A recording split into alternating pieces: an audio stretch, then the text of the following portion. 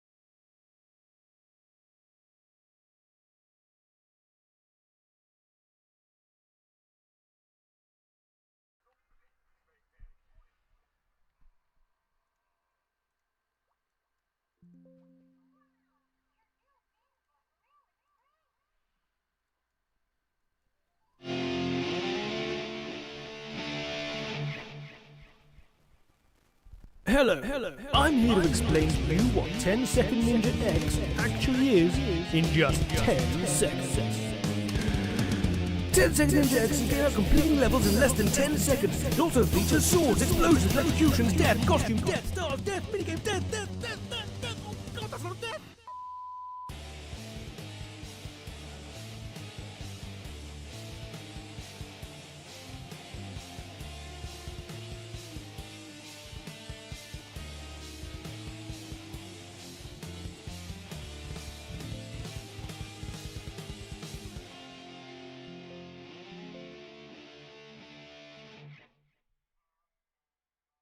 Hello, I'm here to explain to you what 10-second Ninja X actually is in just 10 seconds.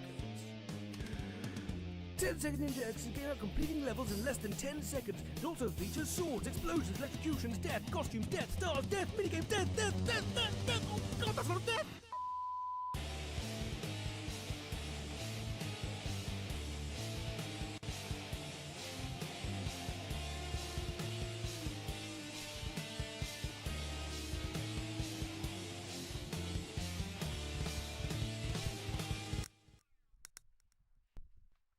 Hello, I'm here to explain to you what 10-second Ninja X actually is in just 10 seconds.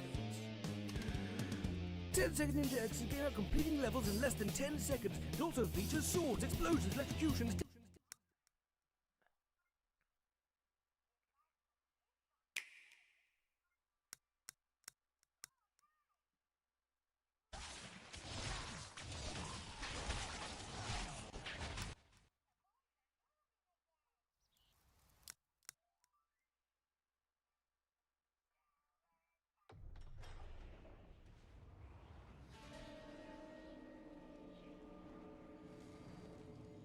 Had the evil from my dreams followed me at my heels? He seemed to have demons of his own.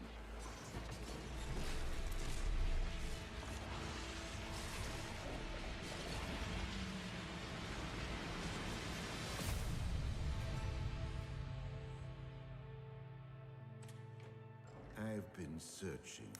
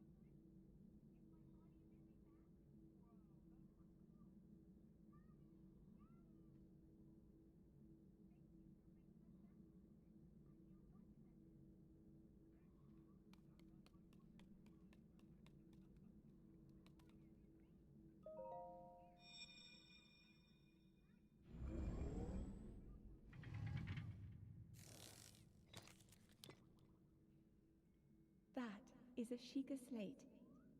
Take it. It will help guide you after your long slumber. Oh. Why am I hearing myself? That's weird. Got it. Okay, that was why. Well, it wouldn't be bad. Make sure it's not choppy and shit. Ooh. I like this game. Can hear my breath.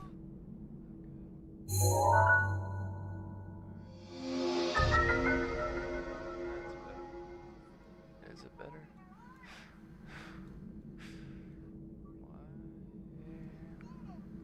Why is noise canceling not doing what it's supposed to do? Okay, whatever. Let's try not to breathe.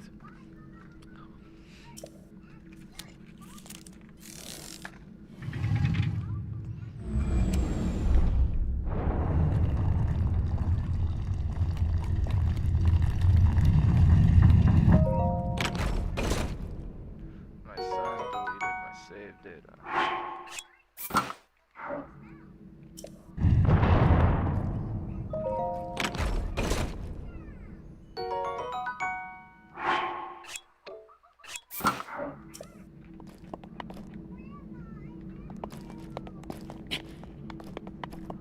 Took me 3 days to begin the first Hold time. the Sheikah slate up to the pedestal. That will show you the way. Okay.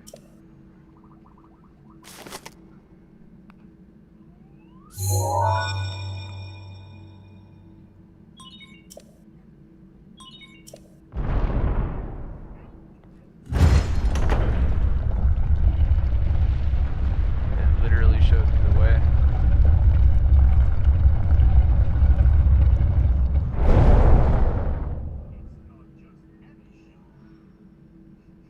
Link, you are the light.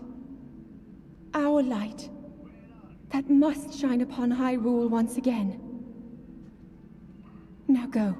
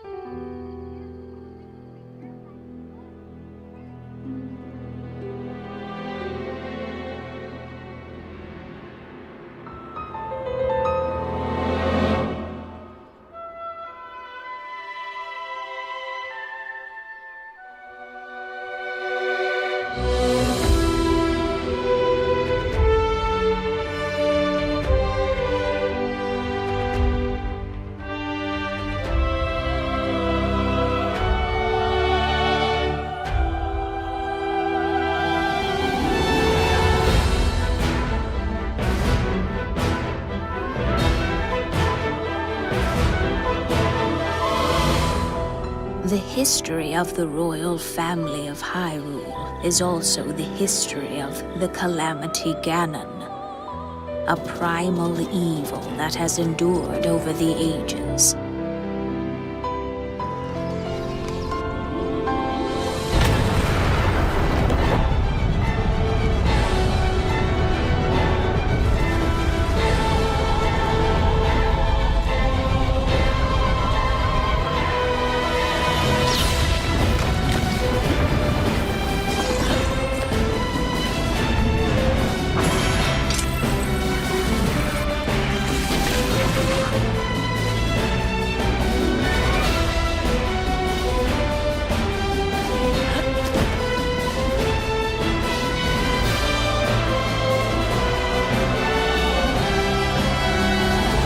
That look on your face tells me that you have no recollection of me, however.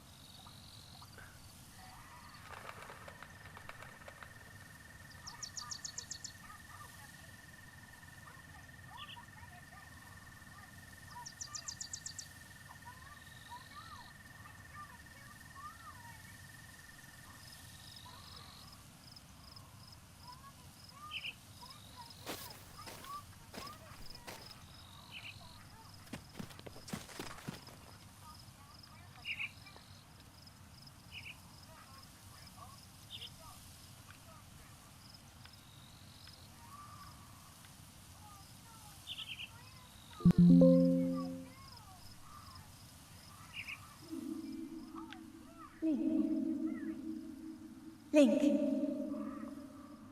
Head for the point marked on the map in your Sheikah slate.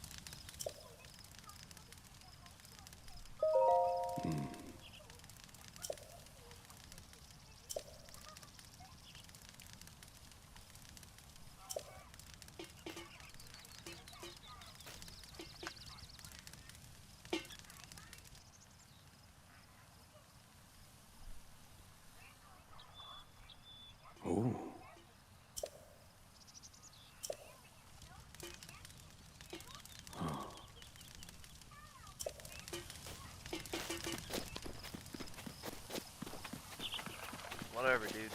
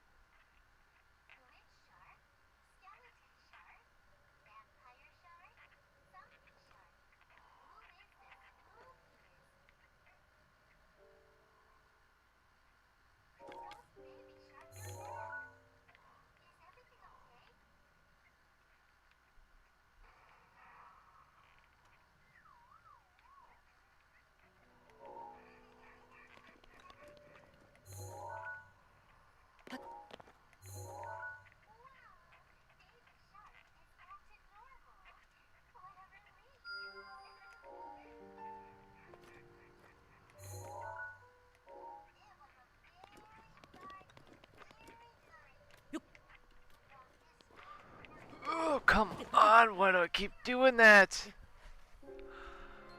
Ah.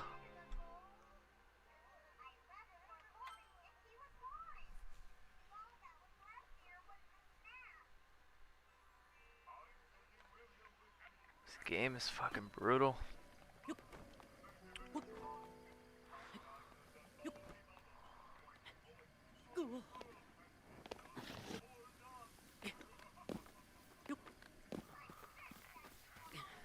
Yeah, that stamina cap fucking sucks too. Like what, Link can't climb without getting fucking winded? It's so stupid.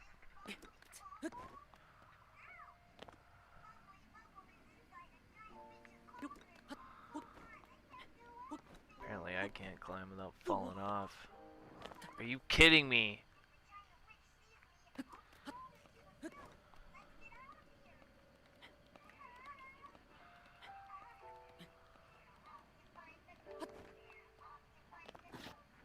Ah!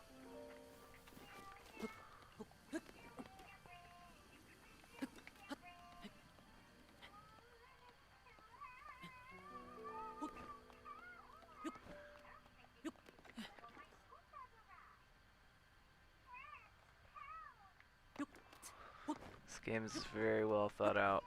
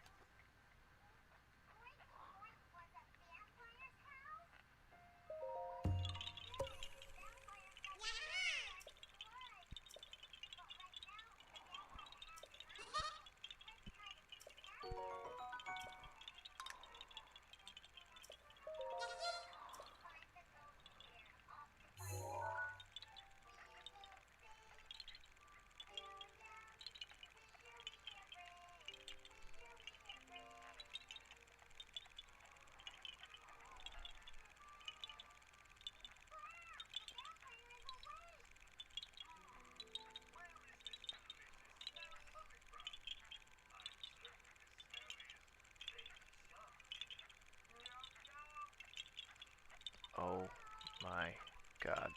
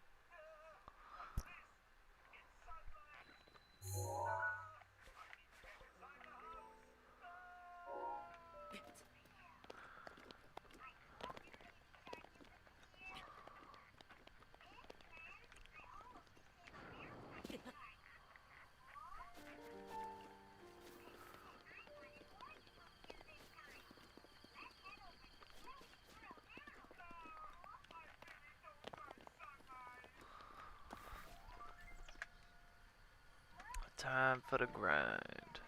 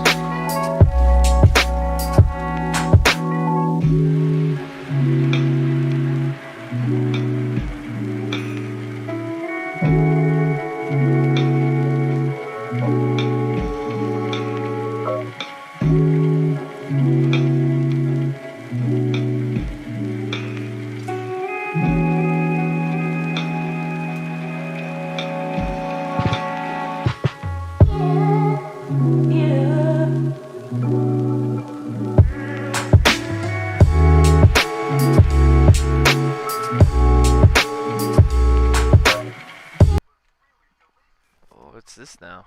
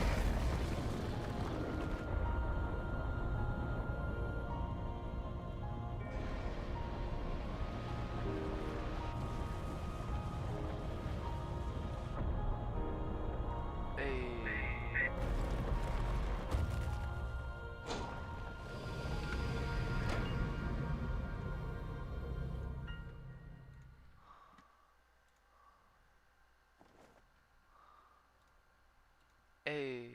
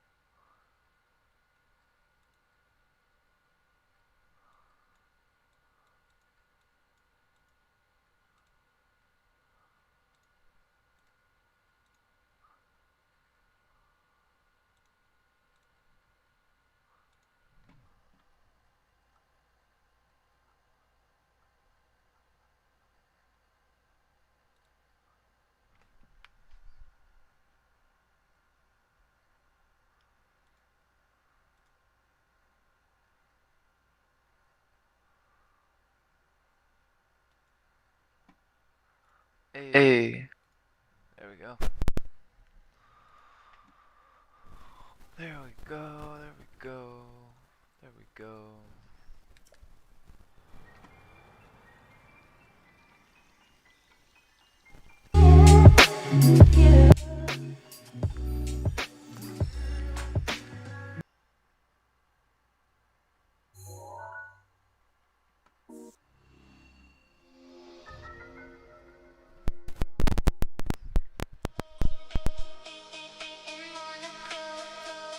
I'm losing time on the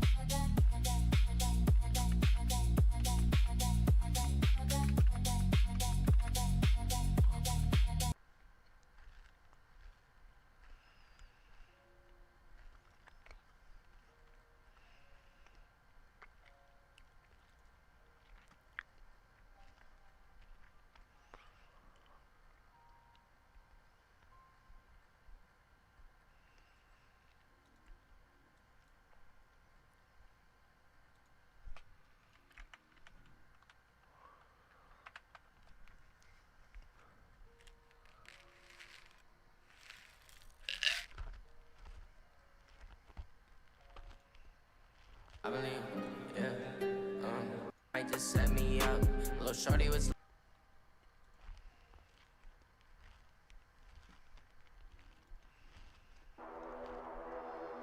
Block, bitch. Block.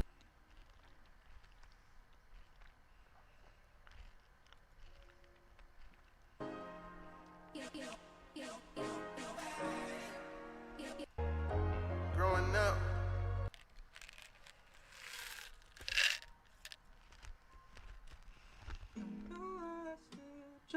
She wonders why I don't trust nobody. Not even I know I still try. She wonders why I don't trust nobody. Not even I'm doing drugs so I can maintain. Part of the reason that I can handle this damn pain. I'm fucking honest to the lonely heart of the drummer boy who'd rather wreak havoc than playing around with a talking toy. Shit, my mirror ain't been clearer lately. I see my mind becoming blind, material mistaken. Heart indulging in the things that are forever broken. I seen the father lose his son while life's so fucking hopeless. Hey, the second my depression is that there's no fucking recollection when your birth begins. And there's nobody there to hold you when the pain begins. But there's somebody there to fold you when you're caving in. You're such by such and such. You're a fucking loser, man, while life's so fucking.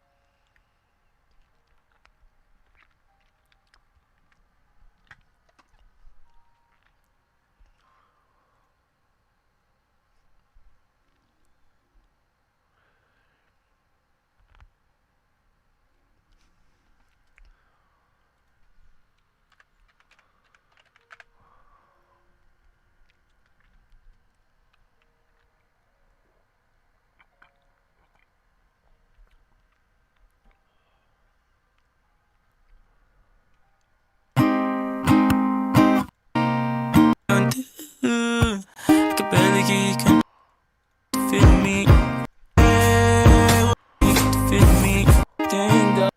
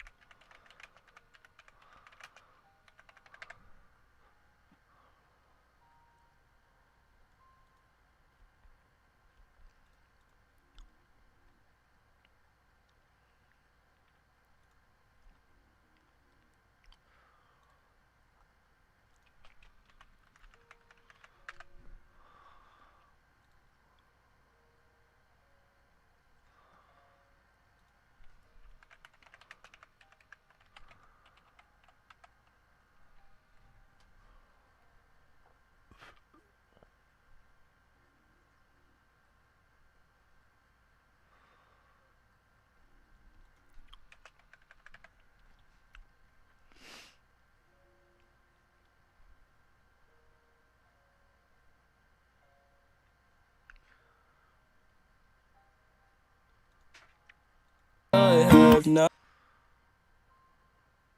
I wish I had someone when I fucking up a. wonders why I don't trust nobody. Not even I know I still try. She wonders why.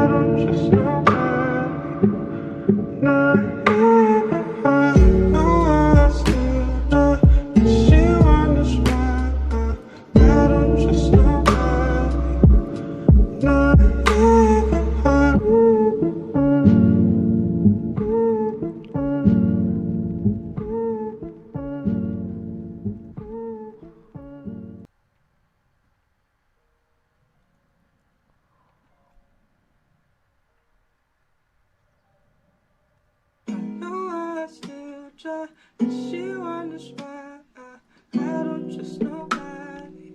That one sounds good. Even I know I still try, and she wonders why I don't trust nobody. Not even I know I still try, and she wonders why I don't trust nobody.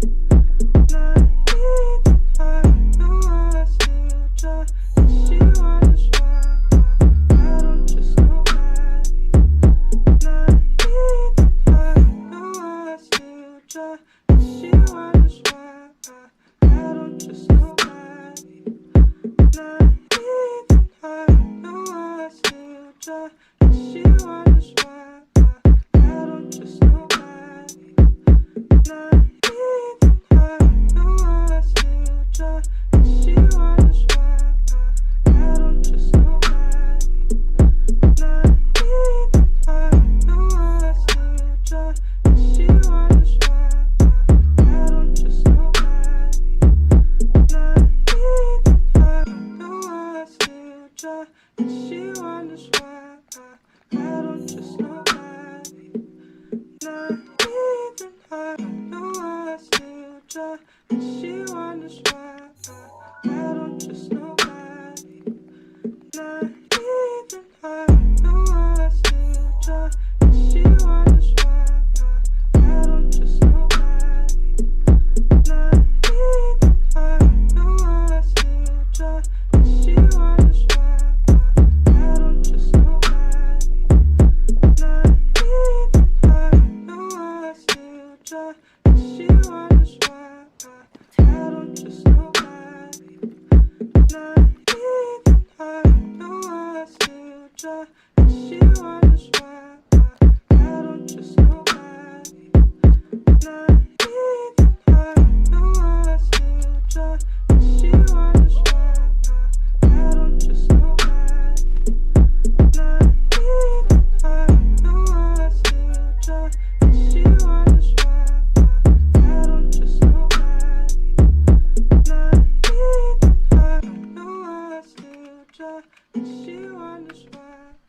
I don't trust nobody. Not even I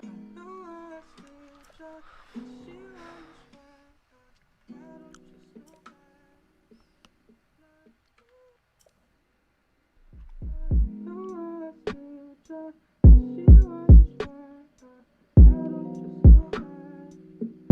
Not even I know I still try, and she wonders why I don't trust nobody.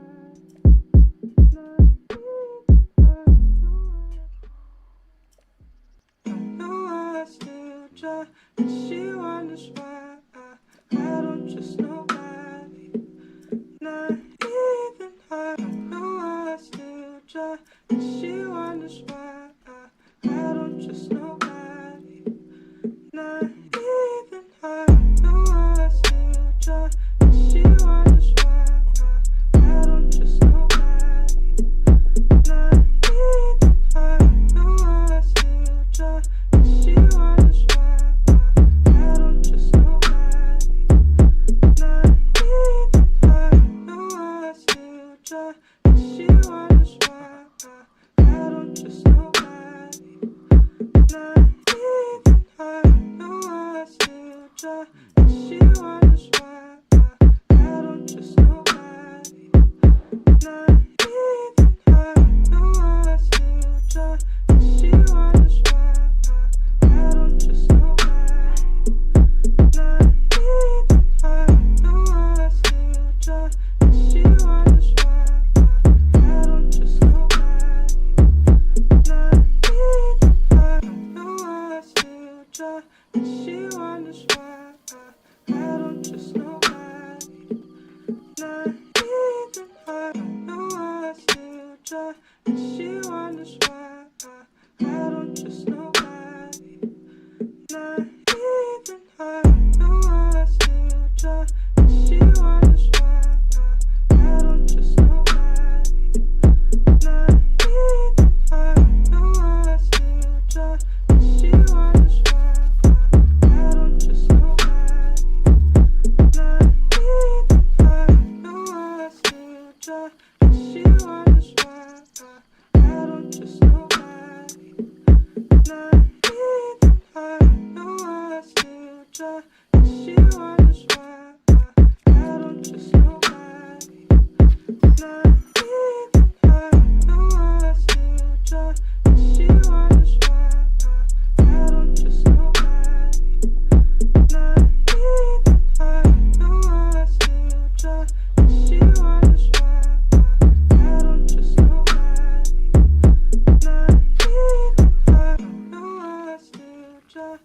she wonders why I don't trust nobody. Not even I know I still try. She wonders why I don't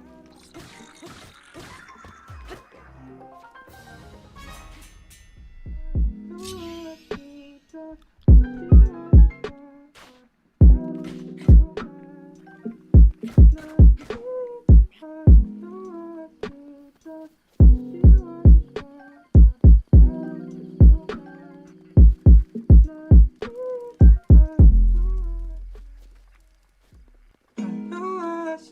Try, and she wonders why I don't trust nobody. Not even I know I still try, and she wonders why I don't trust nobody. Not even I know I still try, and she wonders why I don't trust nobody. Not even I know I still try, and she wonders why. She wonders why I don't trust nobody. Not even I know I still try. She wonders why I don't trust nobody. Not even I know I still try. She wonders why I don't trust nobody. Not even I know I still try. She wonders why I don't trust nobody. Not even I know I still try. She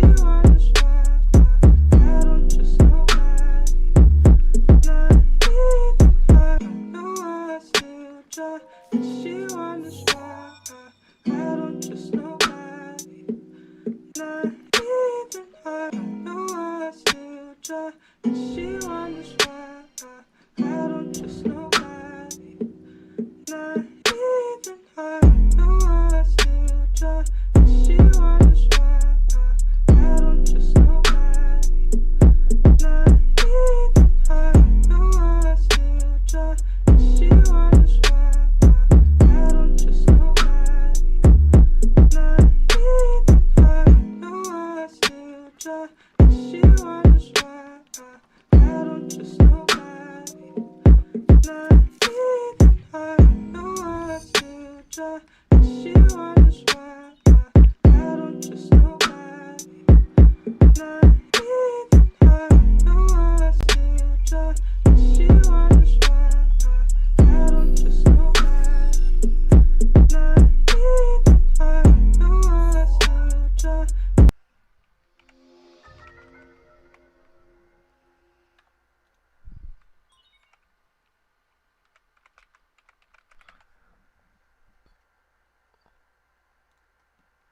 Hey, how you doing? Well, I'm doing just fine. I lied, I'm dying inside.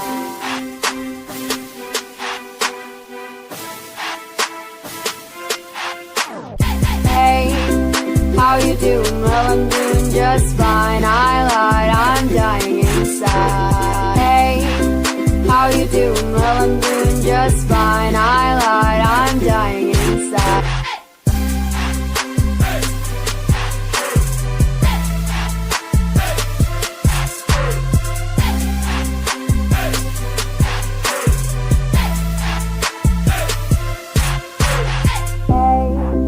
How you doing? Well,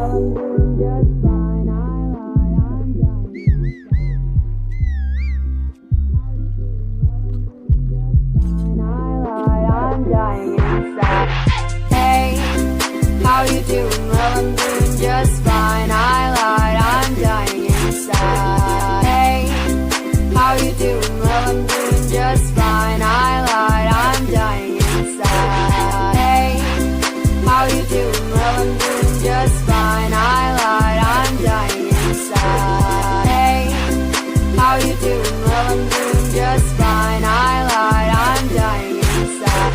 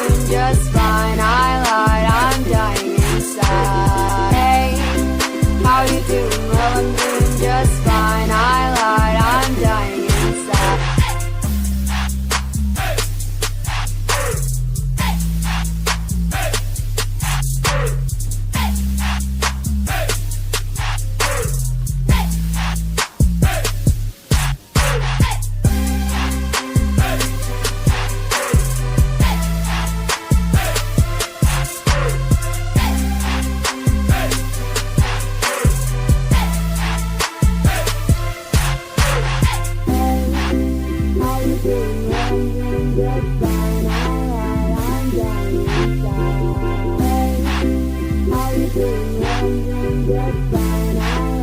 I'm dying inside. Hey, how you doing? Well, I'm doing just fine. I lied, I'm dying inside. Hey, how you doing? Well, I'm doing just fine. I lied, I'm dying inside.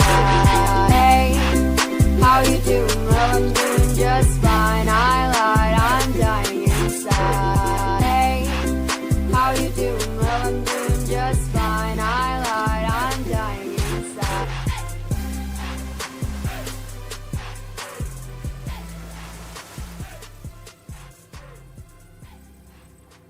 Hey, how you doing? Well, I'm doing just fine. I lied, I'm dying inside.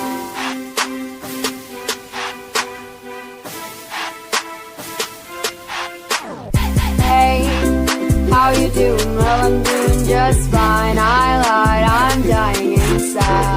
Hey, how you doing? Well, I'm doing just fine. I lied, I'm dying inside. Hey, how you doing? Well, I'm doing just fine. I lied, I'm dying inside.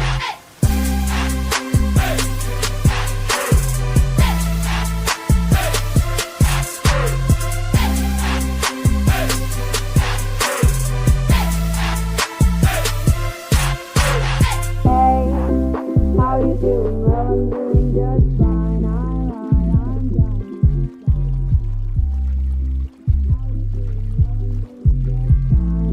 lied, I'm dying inside. I lied, I'm dying inside. Hey, how you doing? Well, I'm doing just fine. I lied, I'm dying inside. Hey, how you doing? Well, I'm doing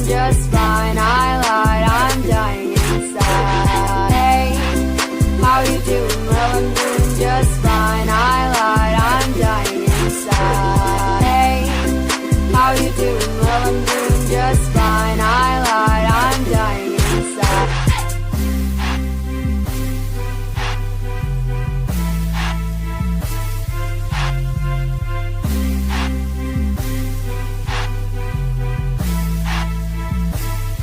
Hey, how you doing? Well, I'm doing just fine. I lied, I'm dying inside. Hey, how you doing? Well, I'm doing just fine. I lied, I'm dying inside. Hey, how you doing? Well, I'm doing just fine. I lied, I'm dying inside. Hey, how you doing? Well, I'm doing just fine. I lied, I'm dying inside. Hey, how you doing? Well, I'm doing just fine. I lied, I'm dying.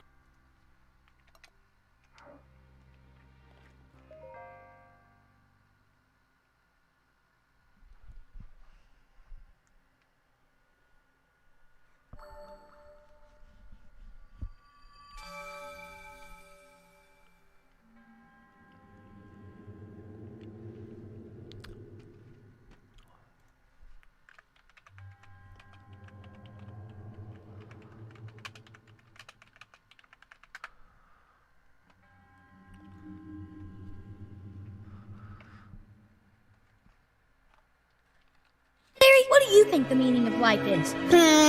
Work! It's important to be useful. Look at me, I got it all figured out. I get up, I shower, I come to work, I work all day, I go home, I go to sleep. I get up, I shower, I come to work, I work all day, I go home, I go to sleep. I get up, I shower, I come to work. Pick up a job to buy a house or raise kids or to impress your dad. You work away your life, and what does it get you? Smiles and faces? No. You get cash. Cash that can't buy back what the job takes. Not if you rode every seahorse in the world. Whoa. But bees know that every small job, if it's done well, means a lot. But choose carefully, because you'll stay in the job that you pick for the rest of your life. The same job for the rest of your life? I didn't know that. What's the difference? Huh? And you'll be happy to know that bees as a species haven't had one day off in 27 million years. Woo. So you'll just work us to death? We'll sure try. Sign here, please. Initial here, and here, and here. Oh, look. It's a picture I took of you the first time I ever came here. look at you, so young and happy. Where do the years go? Dad, why do we have to go to school? So you can get a job. But why do I need a job? So you can earn money. Continue ahead. But why do I need money? To buy the stuff the TV makes us want. But why do I need to buy stuff? Because if you didn't buy stuff, everyone would be out of a job and no one would have any money. Wait, so I have to work for the rest of my life to pay for stuff that I don't want just so everyone else can suffer the same horrible fate as me? Exactly. You just live your life without thinking, don't you? I believe you are underestimating me, son. Come on, surely there's more to life than that. Nope. I'm out of here! Enjoy your pathetic lives working 9 to 5! Hector, send me to freedom! Let me tell you, goofball. This is not how I imagined adult life. Well, what do you mean? Well, apart from spending most of it plagued with terrifying anxiety, soul-crushing depression, crippling loneliness, and terrible debilitating neck pain, it's also just incredibly boring. I mean, here we are, a couple of young people, it's Saturday night, and we're just lying on the couch watching TV in the dark. We're young people? Well, we're kinda young, and we're kinda people. I don't get it. You came in here, you turned the movie on, you turned the lights off, you sat down and you started watching it, and now you're complaining about it? Because I wish I was doing something else. Like what? Oh, you know the kind of things the young people do, goofball. They go to concerts, or they go on road trips, or to music festivals, or go camping, or play guitar as they sit around a bonfire on the beach at night, making memories, falling in love. And I never got to do any of that stuff. You only get to be young once. How long were we in there? Hours! You were in there for hours! Now we're never gonna make it to the dealership in time! It closes in 30 minutes! We're sorry. We didn't know it was daytime. There aren't any windows in the arcade. Excuses! Excuses! How am I supposed to trust you when all you give me are excuses? When are you two gonna learn that your actions have consequences? Consequences that affect other people, like me! Don't you two understand? I'm about to lose my job! You may not care about keeping your jobs, but I care about keeping mine! Because if I lose my job, I have nothing! Do you hear me? Miles, the hardest thing about this job is you can't always save everybody. It gets easier. Huh? Every day it gets a little easier. Yeah? But you gotta do it every day. That's the hard part. But it does get easier. Okay. To live life, you need problems. That's so stupid! If you get everything you want the minute you want it, what's the point of living? Man, having a girlfriend is hard. No, being crazy is hard. You're getting all hung up on imaginary problems. You gotta focus on what's real, man. You see this cup? This is literally my favorite cup. Huh. Now it's gone forever, so it's not real, and I don't care about it anymore. Oh no! My favorite window! Dude, come on! You were doing so well. Mordecai! Is he still crying about the coffee girl? If I have to listen to this song one more time. Mordecai, this is your boss. Open up. I'm taking a mental health day. You don't have the right to be sad. You never even had the guts to tell Margaret how you feel. Listen, if you leave things the way they are now, you'll regret it for the rest of your life. No. Hey, what are you doing? Don't give up. When will I know I'm ready? You won't. It's a leap of faith. That's all it is, Miles. A leap of faith. Everyone was worried about you, you know. You can't just disappear. You really hurt a lot of people. Sometimes you need to take responsibility for your own happiness. You don't think that's a little selfish? I don't know what to tell you. I'm happy for the first time in my life, and I'm not going to feel bad about it. It takes a long time to realize how truly miserable you are, and even longer to see that it doesn't have to be that way. Only after you give up everything can you begin to find a way to be happy. We all have our limitations, Theo. And the sooner you accept the dull, miserable reality of your existence, the happier you'll be. Well, I'm sorry that things have been so hard for you, but that doesn't give you the right to be shitty to me. I can't be around someone who's just fueled by bitterness and negativity. Well then, what are you doing here? What happened, Bojack? Same thing that always happens. You didn't know me. Then you fell in love with me. And now you know me. You know, it's funny.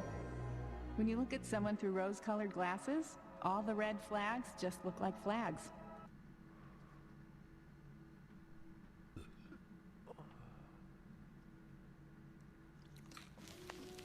Hey, Bri. Yeah? How come you have a gun? I don't know. It's just weird, you know? I mean, you're the last person anybody would expect to have a gun. Well, that's why I keep it here, where it's safe. That doesn't make any sense. Why have it if you're not going to use it? You know, I really don't want to talk about this with you, Stewie. Okay, I respect that. Thank you. Please tell me why you have it. I said I don't want to talk about it. But I want to know. Just tell me, come on. No. Come on, please.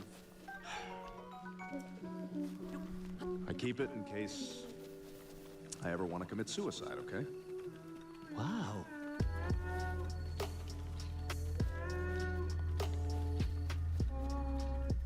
Oh my God, you're serious.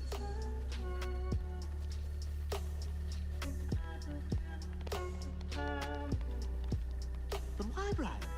You wouldn't understand. You're just a kid. I could try. I don't know. Sometimes it's all too much. What is? Life, everything. Just having the gun here, knowing there's a way out, it helps. I don't quite understand why you're so unhappy. Yesterday, when you said, I don't live with purpose, you were right. I don't. What purpose does my life have? I don't like when you talk like this. You know, I've tried to find meaning in my life, and I just can't. And that bottle of scotch? I was saving it for my last drink. Whoa, heavy. Oh, you're the only person I've ever told this to. Aren't you going to say anything? I don't know what to say. Wanting to kill yourself. Well, I think that's pretty selfish of you.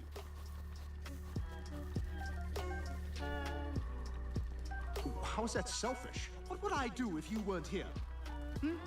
You're the only one who makes my life bearable. You're my only friend, Brian. If I didn't have you, I'd be lost. You'd be okay. No, I wouldn't. I don't really care for anybody else, just you. You're the only one I like.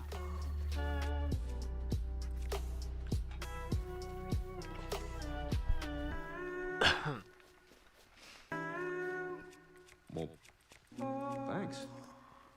I like you a lot. I guess you could say I really like you. I would even dare to go a little further, perhaps. I care a great deal about you. A very great deal. Maybe even deeper than that.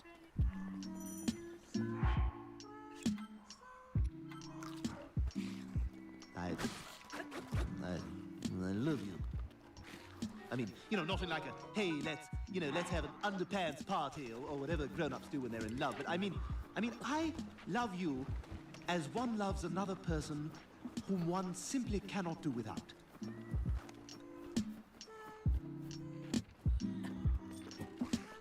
Well, I love you too, Stewie. You give my life purpose. And maybe that's enough. Because that's just about the greatest gift one friend can give another. Thank you.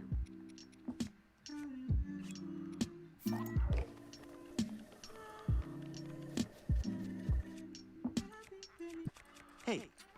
What? Will you read to me? Sure. Wait. I want to get all snuggled in.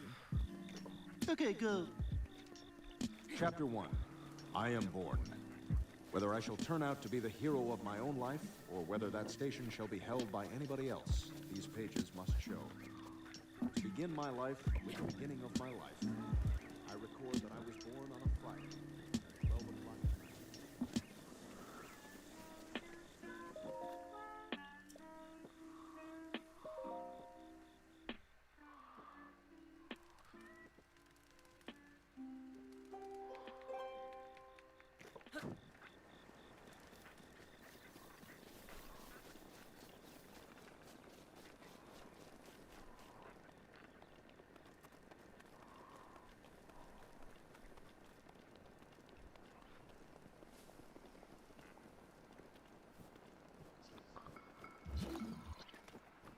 Fuck.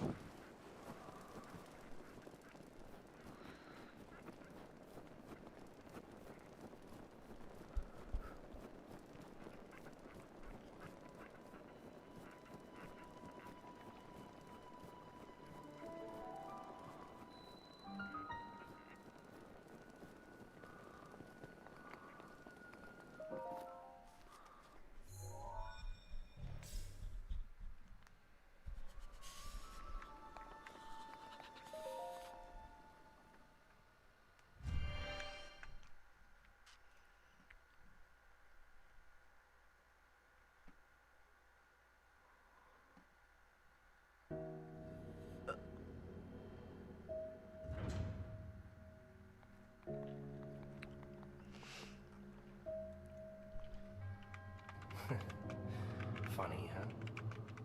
The world...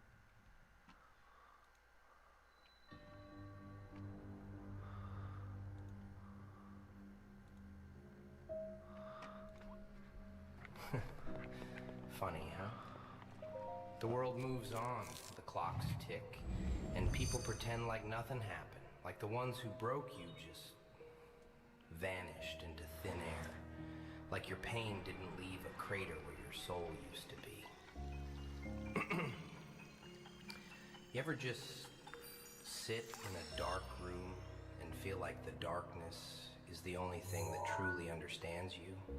No fake smiles, no false hope, just raw, bitter silence. That's the thing about being broken once. It leaves a scar, not a wound. Wounds heal, kid. Scars, they whisper forever. And tonight I'm here to remind you of something very simple. They broke you once, but never again. You see, people have this filthy habit of underestimating silence. They think if you ain't screaming, if you ain't fighting back, if you ain't bleeding out loud, then you're weak. But silence is dangerous. It's where monsters are born, forged and sharpened.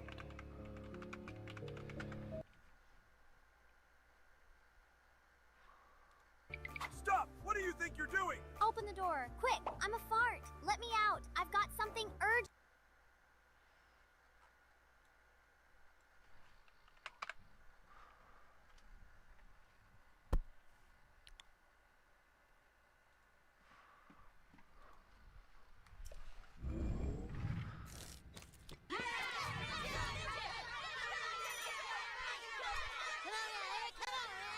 Dude, are you sure you want to do this?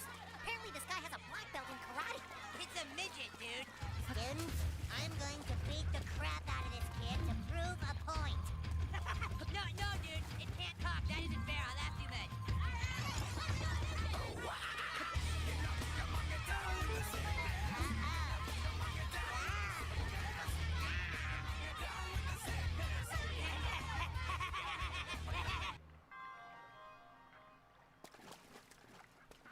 You see this, Butters? It's a glass of milk I poured for myself. And you see this? It's Hamburger Helper. Now, would you mind telling me what Hamburger Helper is doing in this glass of milk? Why is Hamburger Helper in a glass of milk, Butters? I have no idea, sir. I'll tell you why. Our pantry is always kept organized alphabetically. But somebody put the Hamburger Helper where the Nestle Quick is supposed to go. I'm sorry, Dad. It's just I've been really preoccupied lately. Butters, get your coat. We gotta go. Go where? You're gonna help me freeze myself. Okay. Do you know why you're here at camp, Butters? Because I'm that curious? That's right. Like all the campers here, you're confused. And you don't think there's a way out. But even though some people would have you believe you can't control how you feel, the truth is that with the power of Jesus Christ, you can be normal. Now, just to make sure you don't slip up while in camp, we assign every camper an accountability buddy. Let's meet Ryan, your accountability buddy. Ryan thought he could never change, but now he's learning that with the power of Christ and prayer, he can have a whole new life.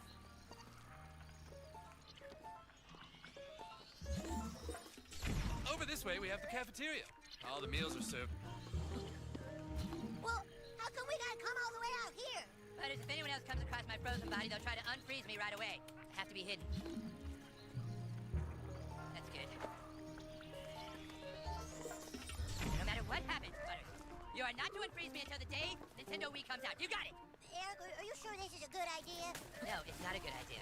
It's an awesome idea. Yeah, I guess it is. All right, you got the spot figured out?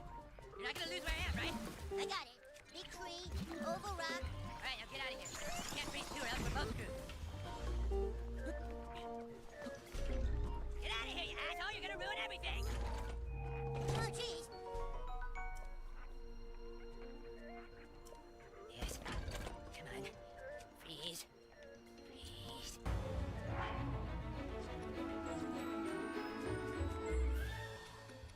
everyone, say hello to our new camper, Butters. Hello, Butters. Thank you so much for taking him in. Don't worry. Your son just needs to learn that he can be straight if he chooses to be. Oh, right. I'm sorry. Well, everyone has a queenie feeling. And some people have so much of that feeling that it comes out sometimes. A lot of times when I go to sleep, and especially if I'm having wonderful dreams that make me feel really good, sometimes I wake up, and when I wake up, I realize some of my goo has come out. Oh, geez, there's a lot that's left. But I always make sure I keep it, just in case I ever run out of all my happy sunshine feelings. You save it all? There? Bradley, how about you be Butters' accountability buddy? Humble yourselves, therefore, under God's mighty hand, that he may lift you up. Peter 5:6. Butters here is new to the camp. He's chosen to rid himself of his affliction and forge a personal relationship with Jesus Christ. I'm bi-curious. Do not lie with a man as one lies with a woman. That is detestable. Leviticus 18:22. That's right, Bradley. I think we're well on our way to being healed. We've got another one, room 22. Oh, darn it. Hey, Tucker. How you doing? I'm good. That's awesome. I'm so stoked that we're best friends. Fist bump. Fist bump. Ah! My wife, Tucker! Tucker, that's my wife!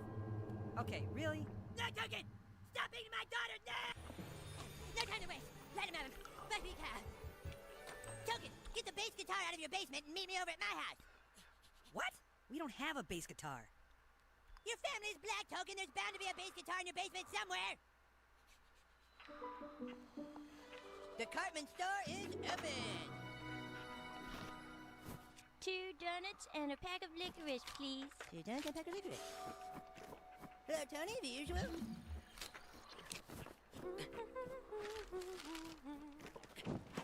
Hey! Woo! Close the door, I'm trying to breathe. Eric, get out of there. No! No, it's too soon! Now, Eric, this has gone far enough. You need to learn to be patient. Boy, you sure seem driven, Eric. You must really have some inspiration. Yes, the tears of Kyle Brastowski when he loses his $10 to me. Hello? So what are we doing? Gentlemen, we're about to embark on the most amazing, life-affirming, financially wind-farming experiences of our young lives. Wow! We are going to start a Christian rock band.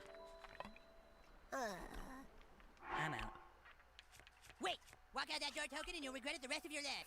Christians have a built-in audience of over 180 million Americans. If each one of them bought just one of our albums at $12.95, that would be... $2,331,000,000. Still want to leave, Token? Thank you. And this photograph I took of a sunset near the power plant. Note how the contrasting images make a statement about our impact on the Earth. Okay, Token, come on in, please. Oh boy, here we go. Token, I've been talking with Eric, and he's really upset that you two aren't getting along. You have some things you want to say, Eric? Token, I wasn't on that jury, okay? What jury? This grudge that you're holding against an entire group of people should be directed at just a few, not at me. Okay, Token, what are your feelings about that? You will reorganize this entire pantry, and you will do it right!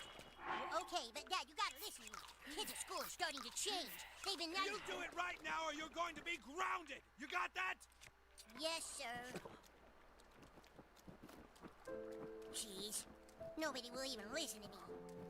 It's like nobody even cares that there's vampires at the school. I try to help, and all I ever do is get hollered at. I'll bet vampires never get hollered at. Vampires just get to do whatever they want. What's he want? I don't know. Let's go see.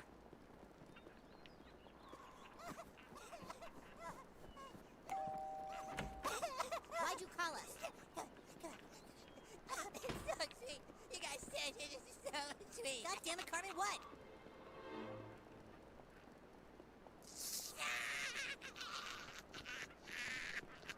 You put Kenny's picture on a milk carton? Look at the descriptions. Brown eye.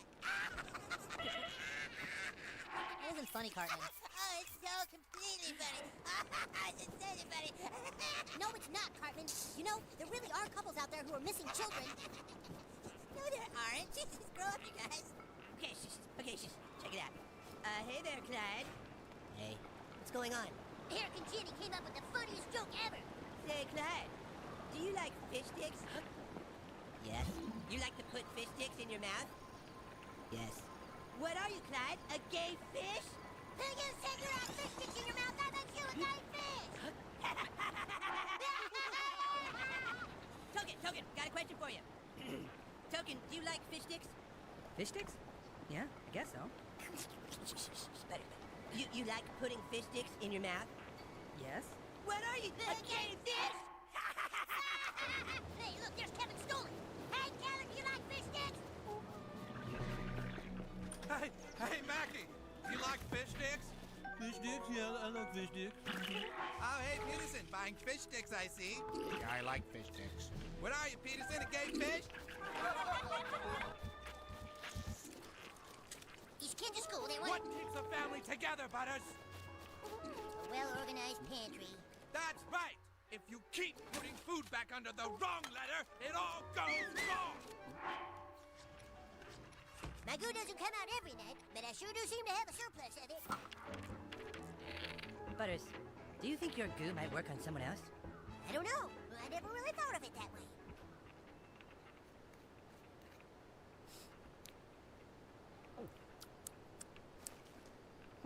It's kind of a grapey, bleachy flavor.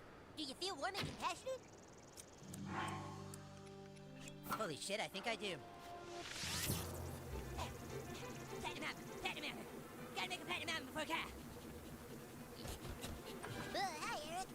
Here's your drum set and meet me at my house. We have to make a platinum album. Hurry, buddy! All right, we got a yelper. Give it that special attention. You got it.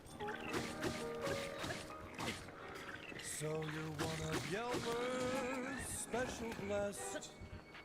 You demand a restaurant's very best. Well, they're gonna treat you special. I'm telling you, chum. Now get yourself ready for some boogers and cum. That's called the Yelper Special. Say, what's that on your pretzel? Your online critiques are real useful to some. Now have a good time eating boogers and cum.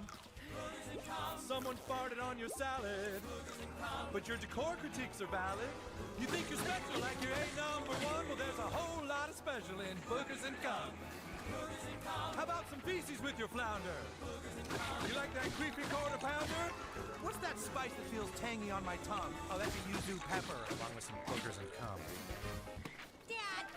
Hey, I'm trying to teach my son the importance of savings. You already lost his money?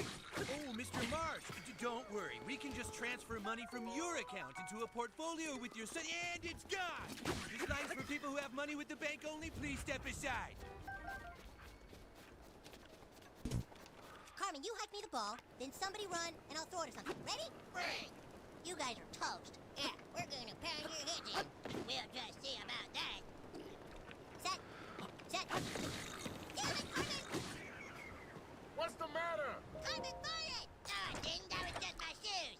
Come on, Cal. We'll get a delay of game penalty. No way, dude. Hike the ball. Ah, dude, weak. That's right. You get back there. The ball is snapped. Middle Park blitzes. Fumble! Middle Park gets the ball. They run it in for a touchdown. The score is 7-0 Middle Park with 14:57 remaining in the first quarter. Hell's bells. Well, I haven't seen a beating like that since Rodney King. Now, Frank, that's not very PC. You're gonna get us in trouble again. Right. I gotta watch that. We lose our buddy because of your nephew, we're gonna hang you up to dry, Jimbo. Don't y'all worry. You just wait till halftime. Eric, do you feel better about all this? Yeah, I do. I think we really had a breakthrough here. Okay, thanks, Token. It's gonna be okay. I think we're all safe now. Miss Hamilton was the 4th person to be run over by a motorcycle this week, leaving a city to ponder who will be next. Fat. I don't want to eat no sweets, but I can't control myself when they're right in front of me like this. All my life I've been fat. I've been to 7 camps and I swore to my mama that I'd lose the weight. I want to, but I can't help myself.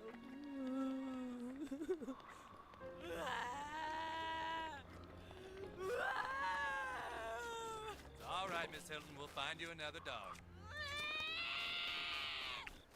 How can I help you, young man? I got a $100 check from my grandma, and my dad said I need to put it in the bank so it can grow over the years. Well, that's fantastic. A really smart decision, young man. We can put that check in a money market mutual fund. Then we'll reinvest the earnings into foreign currency accounts with compounding interest, and it's gone.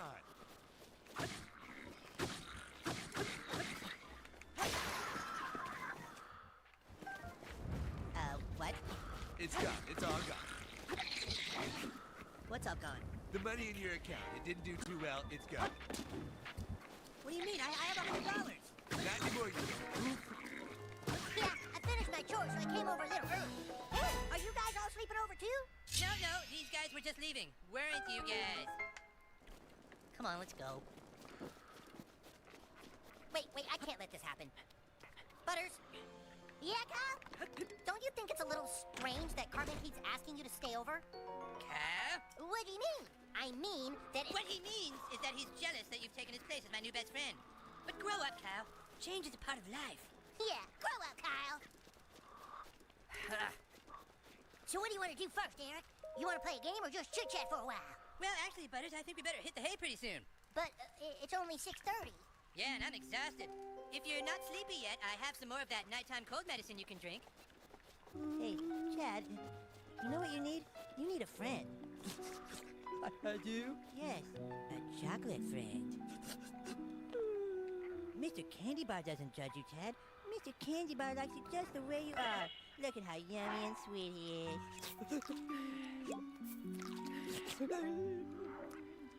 There you go. That'll just be $4.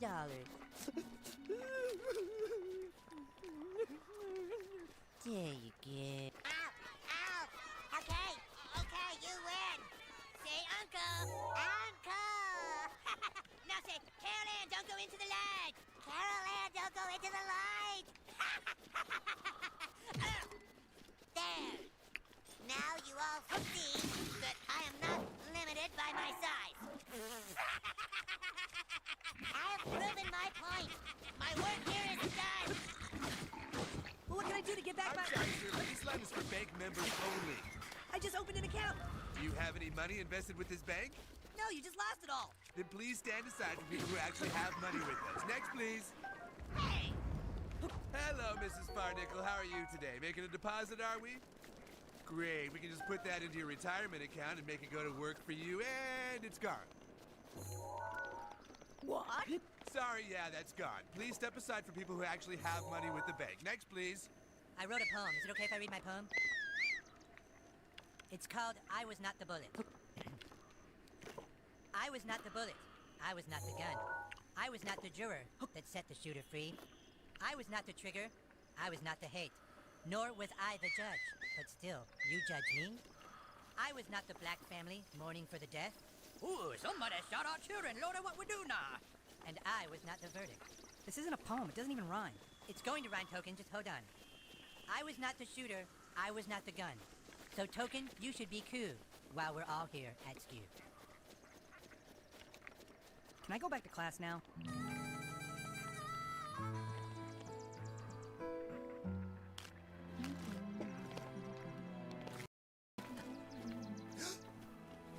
Oh my God! Oh my God! Stephen! Stephen, come quick! What is it, Martha? Look, it's him! It's our son! Our son! Here you are, sir. Thank you, David. That's good service. I will bring you food every day, my friend. Is that a jalapeno cream sauce? Yes, my father made it just for you. It's tart but savory. Being a food critic's easy. Oh, you feeling a little queasy? Do you need a diagnosis? Well, the doctor's got one. Your stomach seems to be filled with boogers and cum. Piss in your potatoes. Some guy shit on your tomatoes. All right, fancy food critic, looks like you've won. Now please enjoy all the burgers. Burgers. And...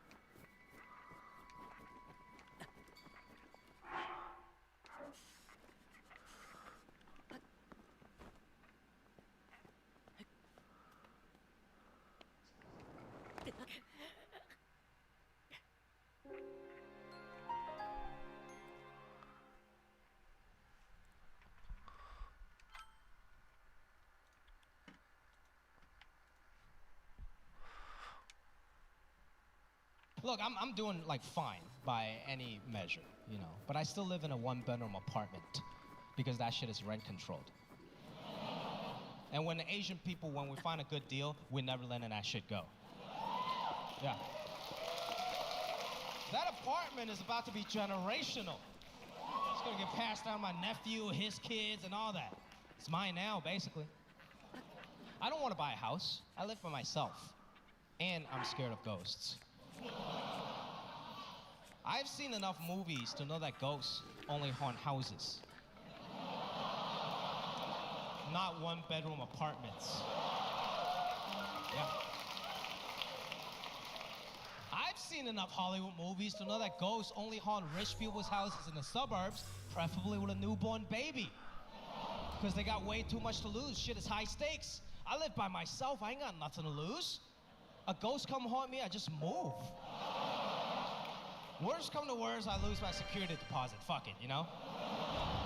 What's a ghost gonna do? He's gonna follow me from unit to unit, start knocking on my light fixtures and shit. I'm like, hey, dog, go ahead. It's not mine. You fuck around, we both get evicted, okay? Like, you don't want to be a homeless ghost. And if you really think about it, what kind of loser ghost haunts an apartment? That means that ghost probably died in an apartment. He didn't even die a homeowner. I ain't got no respect for that shit. He comes haunt me, I just start talking shit to him like, hey, dog, what was your credit score when you died, though? Like, for real. For real. Shit. I was born in Hong Kong. Any Hong Kong people? A couple of us? Awesome, man. For you guys that haven't been following the news, Hong Kong is a part of Japan. I'm joking, obviously. But I said the same shit in Kansas City, and people were like, really? Wow, we learned something new today, Bill.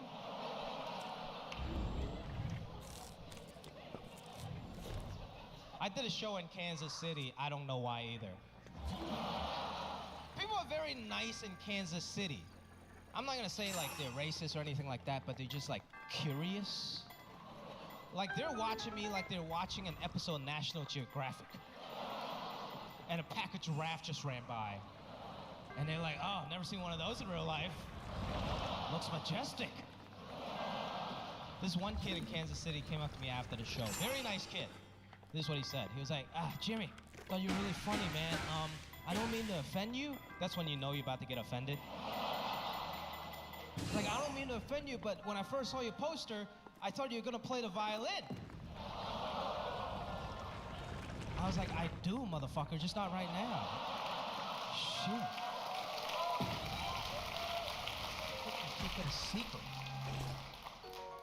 See, I gotta say, I got some of the nicest crowds in the business. I rarely ever get heckled. And one time I was talking about how I used to play the violin. Old Chinese lady sitting in the front just stood up and screamed out, "First chair or second chair?"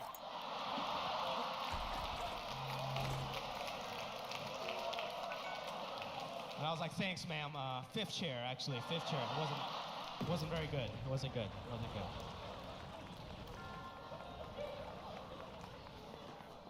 I grew up very stereotypically in Hong Kong. Like my real name is not even Jimmy. That's my English name. My real name is Man Xing. In Cantonese, Man Sing. It stands for 10,000 success. Yeah. I had very ambitious parents, and now I'm telling dick jokes and doing Tai Chi on stage. So Jimmy was just kind of like an arbitrary English name that just sounded easy. And my dad, he named himself Richard. I was like, "Dad, why'd you name yourself Richard?" He was like, "Because I want to be rich." It makes so much sense. And then they named my older brother Roger after the James Bond actor Roger Moore. Yeah, but my brother hated that name. He was like, "Man, it makes me sound like an old white guy." So eventually he changed his own name to Roy. So now he sounds like an older white guy. And now his full name is Roy Roger, which is the oldest white guy to ever white. I grew up very stereotypically, man. I didn't play basketball, football. I grew up playing ping pong. Competitively.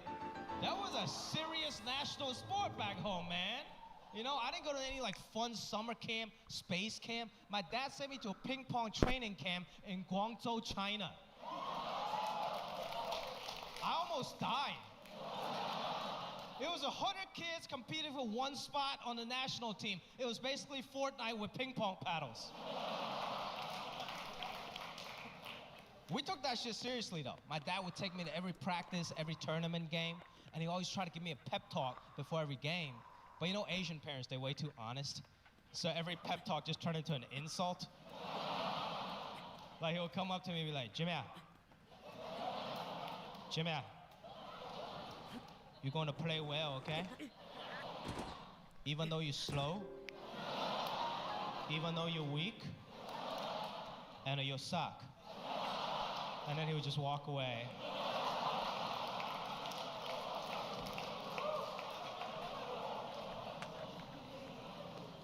I was very good at math. That's a big Asian stereotype. I think there's some truth to that. Not because of some weird genetic thing, just because our parents care so much more about mathematics and academics, right? You guys seen it? You guys seen those like Kumon learning centers in those strip malls, right? Right? Kumon learning centers, for you guys that don't know, are basically detention camps for young Asian children. You can tell that place is kind of fucked up by the look of its logo. Because it's supposed to be a smiley face, but it's not really smiling. It's just like, man.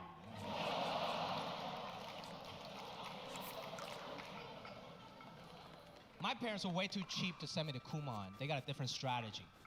They never let me use a calculator until I turned 15, so I can work on my brain function. That's an old school Chinese strategy. You know, so when I turned 15, it was a very special occasion. It was basically my quinceañera.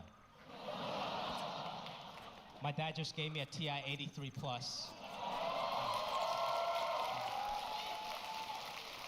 And he looked me in the eyes, and he was like, "You're a woman now, okay?" But when you're a kid, when your parents tell you can't do something, what do? You rebel, right? So when I was 14 years old, I stole my brother's calculator. I stole Roy Rogers' calculator. And I locked myself in my room, and I started rebelling. I started doing math homework. Other kids were like fucking around with like alcohol and drugs. I was fucking up some problems, you know? Locked myself in a room. I was just punching in numbers. I was like, oh man, this feels great, you know?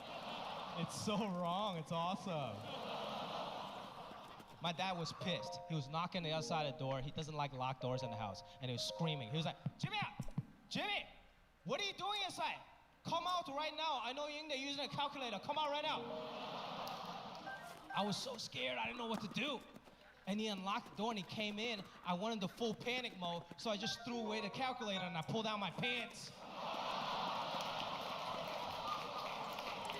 I was like, Dad, I was just jerking off. And he came in and he looked at me and then he looked at the math homework.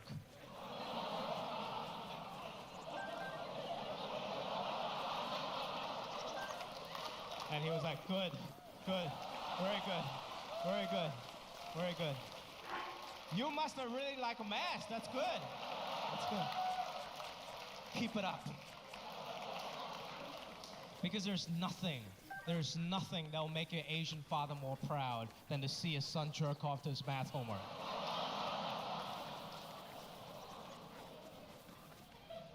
I grew up very stereotypically, man.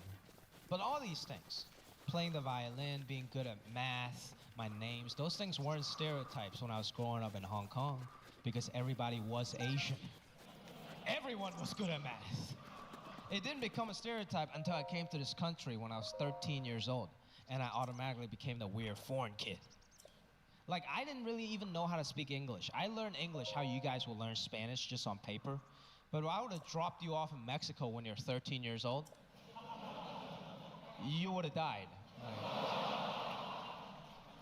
I was a very confused kid, man. First day of school, everybody's standing up, putting their right hand to chest, doing the Pledge of Allegiance.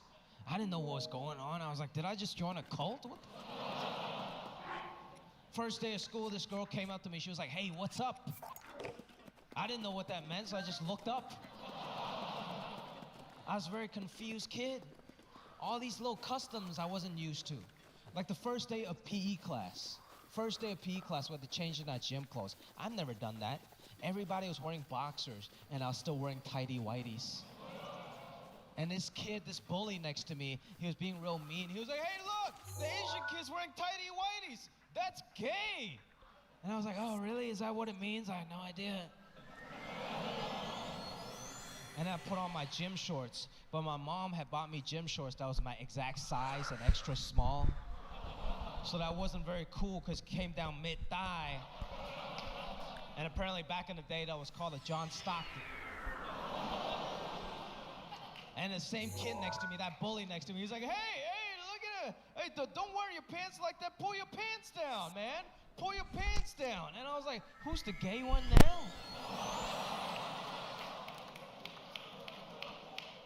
But I didn't know what to do. Everybody was looking at me, and this kid kept saying, pull your pants down. So I was like, oh, shit.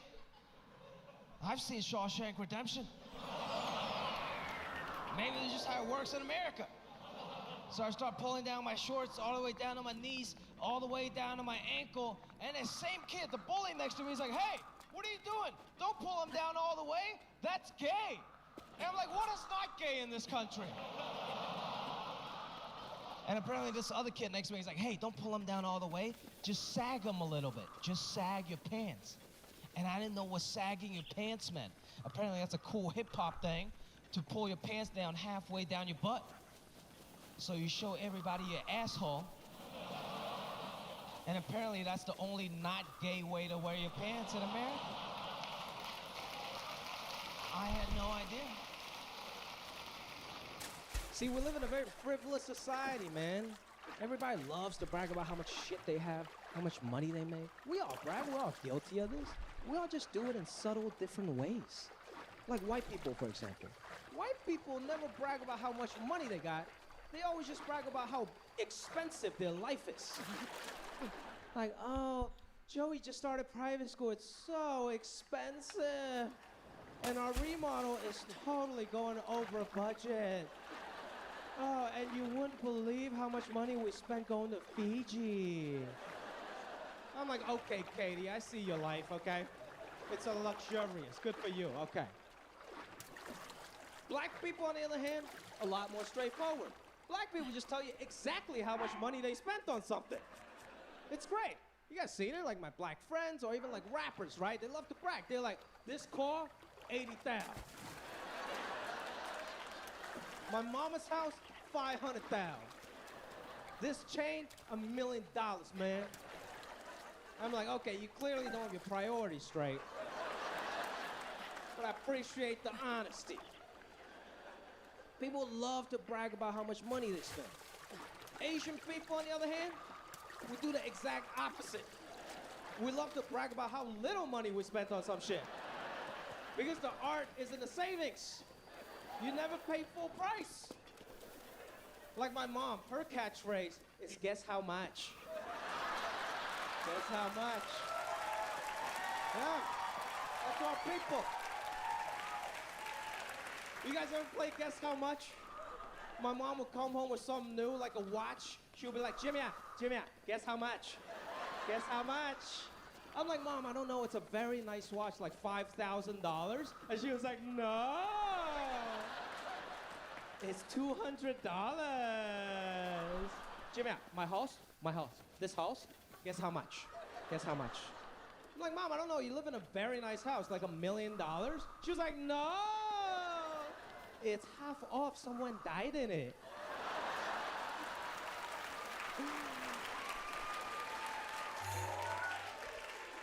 And if you know the rules of the game, you always guess high. So you make the other person feel good about their purchases. Never guess too low. If you ever guess too low, that's the ultimate insult to an Asian person, okay?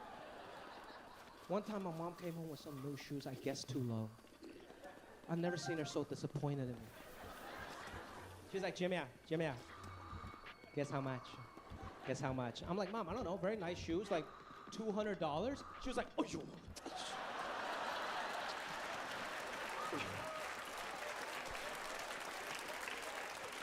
Do you even know about shoes?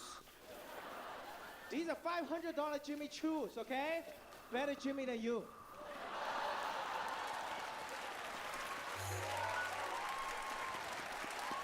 That's how we brag, people. You gotta love it, man. I used to be embarrassed about all these things. I thought my mom was cheap. She spoke with an accent. She made me Chinese food. But when I got older, I realized it's all those things that made me different is what makes me interesting now. The tide has turned, man. Everybody want to be more Asian, I'm telling you. Yeah, that's right. Everybody want to be BTS. Everybody want to eat Xiaolong Bao. And every parent I know is trying to send their kid to Chinese immersion school. Just in case we take over this shit, you know what I mean? Gotta be proud, man. You gotta be proud of how you grew up. You gotta be proud of your parents, right? I'm a good Asian kid. I'm great to my parents. I'll never, ever disrespect them in front of them. You know what I mean? Like, I want to give you guys a quick update on my dad. Yeah. Richard Oyang, yeah, the superstar of the family. Yeah. I talked about him in my last special. He became an actor, right? Yeah. Not because he loves the art. It's because it's so easy you can do it. But now he's doing great. He's very successful, okay? He got his whole life turned around. He got out of retirement. He's a full-time actor now. And now he wants to be an influencer. He just started his own IG account, which is just a nightmare. Because old people, I feel like they mean well, okay? Like my dad, he means well, but he just doesn't know how it works. Like his first post on Instagram was a very nice post. A beautiful picture of the sky, palm trees, birds flying by. I'm like, oh, this is nice. And I scrolled down to the caption, and he wrote, all lives matter. I'm like, Dad, what the fuck, man? Like, you don't even know what that means. Why would you write that? It was like, I know. My life will matter. Your life will matter. The person's life will matter, okay? Or life will matter. I'm like, that is not what it means. I made him put his account on private, okay? Just like a good tiger parent would. Because we know the rules, like young people, we see through the scams of Instagram, right? Like, for example, I follow Sports Center. I understand the first 100 comments are all bots. They're all fake, right? Because there's always some IG booty model saying some stupid shit like, oh, I want something long and hard. I'm like, this is obviously a scam. So one time I clicked on it. Just to see what's going on, you know what I mean? Research, I just want to see it. I just want to get to the bottom of it. So I clicked on it. I was like, oh, this is obviously a scam. It's this girl. She's following 7,000 people, but she only has one follower. And I clicked on the one follower. It was my dad.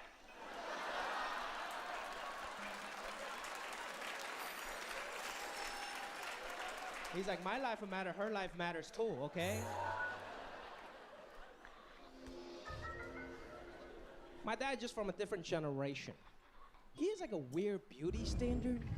Like for us, we just say things on very surface level, just like, oh, this person's attractive, this person's not, right? My dad would get into the weeds. My dad would give you all the weird details. He would be like, oh, she's beautiful. Very long arms. I'm like, what are you recruiting for a linebacker? What are you talking about? I can never get a pulse on who he thinks is attractive or not, right? One time I'm like, Dad, oh, she's really good looking. And my dad was like, no. Her mouth's too close to her nose. She can't breathe. She can't breathe. I see some of you guys look at your partner and it's like, is my nose too close? And that's exactly what an Asian parent does to you, you know? Make you self-conscious about shit you didn't even know about. I was very nervous to introduce my girlfriend to my dad. Because she's absolutely beautiful. Like, what are you recruiting for a linebacker? What are you talking about? I can never get a pulse on who he thinks is attractive or not, right? One time I'm like, Dad, oh, she's really good looking. And my dad was like, no. Her mouth's too close to her nose. She can't breathe. She can't breathe. I see some of you guys look at your partner and it's like, is my nose too close? And that's exactly what an Asian parent does to you, you know? Make you self-conscious about shit you didn't even know about. I was very nervous to introduce my girlfriend to my dad. Because she's absolutely beautiful. But who knows if her wingspan is long enough for his liking. I was so nervous, man. The first time I brought my girlfriend to my dad's house, and to his credit, I want to give him credit, he actually didn't say anything crazy. Because for some reason, when an old Chinese person sees white people, they just start acting right. Like his posture changed and stood upright. And for some reason, he just came over with a British accent. Like me and my girlfriend walked in the house, he didn't say anything crazy. He just looked at us, he was like, oh. Prosperous young couple. And my girlfriend was so confused. It's like, why does your dad sound like Helen Mirren? And I start saying all these nice things about my girl. I'm like, oh, Dad, you know, yeah, she's very successful, but she's also very nice. And her family, they're just great people. And my dad was like, good. All lives matter.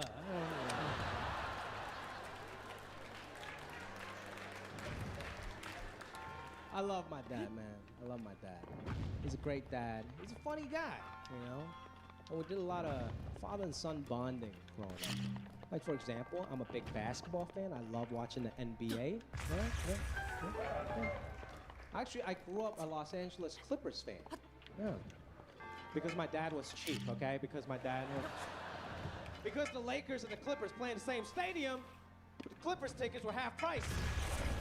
So my dad's like, never pay full price. Never.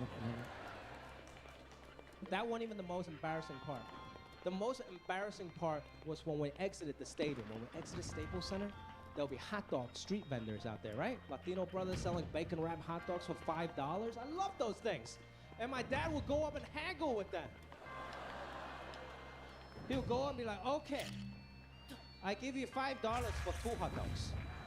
And I'm like, Dad, it's not buy one, get one free at Costco. Just give him $10. And he was like, shh, never pay full price.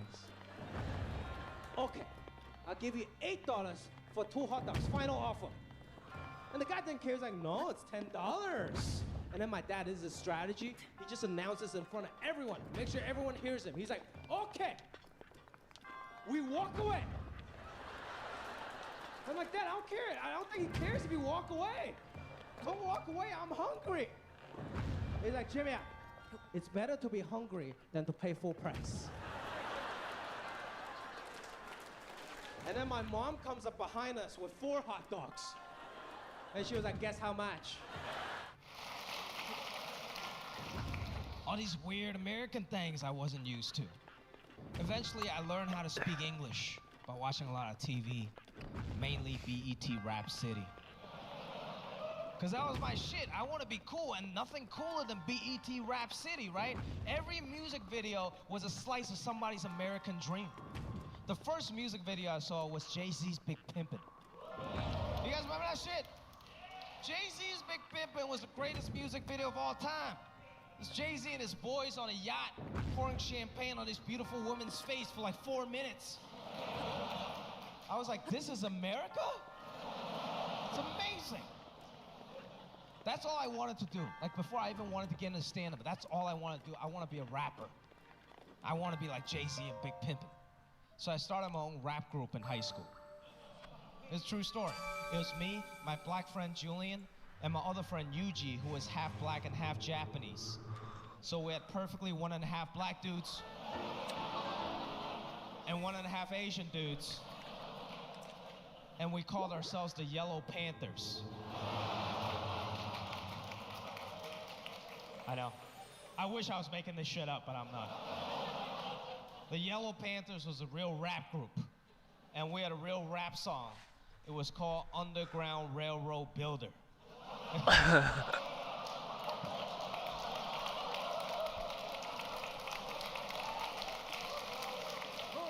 I was confused. Eventually, I became a good Asian American, and I went to school to get an economics degree. Because that was the easiest degree that can still appease my Asian parents. But then after I graduated, I didn't want to do like econ or finance. So I went up to my dad, I was like, Dad, I don't want to do any of this. I want to go try and do stand-up. And he was like, what's a stand-up? You mean like a talk show?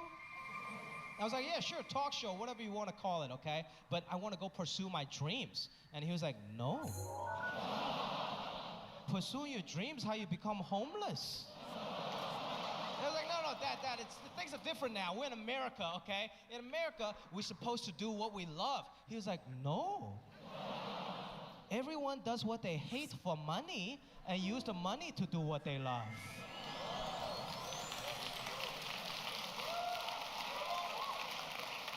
That's that old school Chinese mentality, right? See, I'm like first generation, but my parents, they're like -9 generation, because they're so freaking Chinese. Like, it's really hard for me to watch TV with my dad because he's trying to make me explain everything to him. And first of all, old Asian people, they don't watch TV, they judge the TV. This is like, I'm just sitting next to my dad on the couch, and he's wearing his like old Asian man costume, which is just a wife beater and tidy whities. He's just sitting there, arms folded, judging the TV like.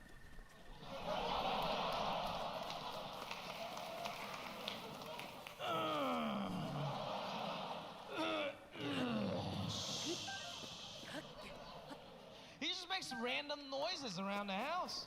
Now whenever he sneezes, it's never just a sneeze. It's like a whole tsunami of sound waves that comes after. It's just like, achoo, oh, ay, shit, oh. I'm like, what the fuck, Dad, just have an orgasm? What was that? And he doesn't understand what I'm saying half the time. He's like, oh, there's the orgasm. Okay, the orgasm. And he's trying to make me explain everything to him on TV. Do you understand how difficult it is to explain a rap music video to an old Chinese man? We're just sitting there, and my dad was like, oh, Jimmy, what I mean when he say Lamborghini Mercy, or what's that? And I'm like, Dad, he's bragging about his car. It's a Lamborghini Murcielago, very expensive car. You know what that is, right? And he was like, oh, okay, yes. That's when you know that, oh, what the fuck he just said. Like, okay, yes, a Lamborghini, okay. Jimmy, what did he mean when he say, your chick, she's so thirsty, or what's that? And I was like, shit. Dad, he's making fun of somebody's girlfriend, okay? Saying like she likes attention from other guys and she likes to do sex stuff with them. You know, like blowjobs and such. And he's like, oh, okay, yes. blowjobs. Okay. Jimmy, I'm thirsty too, okay? So I was like, oh God, no. Got lost in translation. It's disgusting.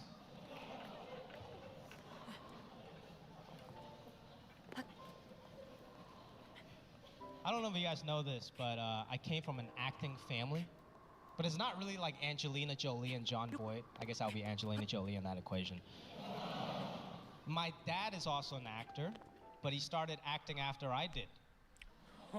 Because he was like, it's so easy, you can do it, I can. The time has come. I'm like, that, fine. If you think my life's so easy, why don't you go to some open call auditions and you understand how hard it is, how much rejection I face every day at my job. Know the story from an age long past. The Demon King was born into this kingdom, but his transformation into malice created the horror you see now. Stories of Ganon were passed from generation to generation in the form of legends and fairy tales. But there was also a prophecy. The signs of a resurrection of Calamity Ganon are clear, and the power to oppose it. He's like, okay. And he went to all these auditions and he started booking everything. It's a true story. He got on this show in China, in mainland China, called Little Daddy, Xiao Baba. 500 million people watched that show. It's like the Big Bang Theory of China, and Richard blew up. And he was like, this isn't easy, I don't know.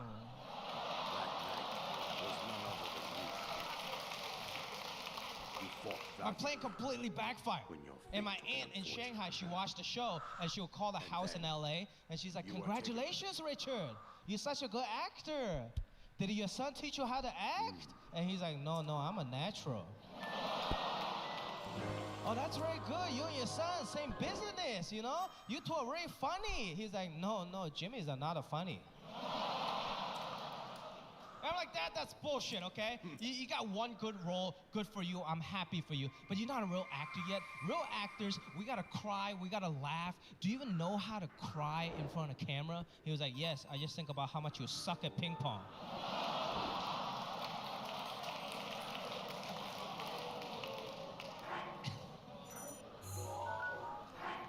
Needless to say, I grew up with low self-esteem. Because I was raised by Asian parents. My dad's not even the worst, my mom's much worse. Have you guys ever hung out with old Asian ladies? Old Asian ladies will tell you exactly what the fuck is wrong with your face. As if they try to do you a favor. I go to my mom's house, the first thing she says, she's like, Jimmy, oh yo.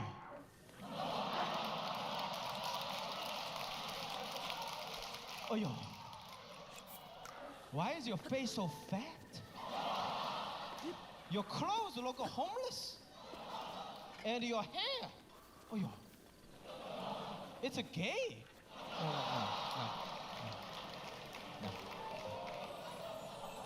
No. Sometimes it's like embarrassing for me to hang out with my mom, you know? Because Asian people, we just got a different custom, you know? Like my mom, when she goes shopping, she doesn't buy shit she needs. She just buys shit because it's a good deal. One time I brought a full price shirt home, $20, and she was like, "Was it full price? No, it's a bad deal." I was like, "Mom, it's only $20." It's like, "Yes, $20 if you're stupid." She goes to Ross and she freaks out because everything's a great deal. She's like, "Jimmy, you should buy this. You should buy, this is a good deal. This is a good deal." I'm like, "Mom, that's a double XL shirt, okay? And it says Obey on it. I'm not gonna fucking wear that." And she's like, "It's okay, 50% off. Someday it'll fit, okay?" If you want a good deal, you follow the old Asian people, right? You go to Costco, you see a sea of old Asian people, because you know everyone's getting a great deal. Nobody's getting ripped off. You go to Whole Foods, never seen one old Asian motherfucker in my life. We don't believe in that shit. Look, there's There's nothing wrong with Whole Foods. Matter of fact, it's too nice. And Asian people, we don't like to pay for atmosphere. Have you guys been to a Chinese grocery store? It's a fucking zoo. You walk in there, there's just a frog jumping from one aisle to the other. There's a piece of fish still flopping around the floor. Half the place is an aquarium. I don't even know why you ever pay for your kids to go to SeaWorld when you just take them to the Ranch 99 for free. That's a good deal. That's a great deal. Asian people, we don't buy organic shit. We don't believe in organic labeling. We better still see us swimming or still walking. That's organic to us. That's the only way we know.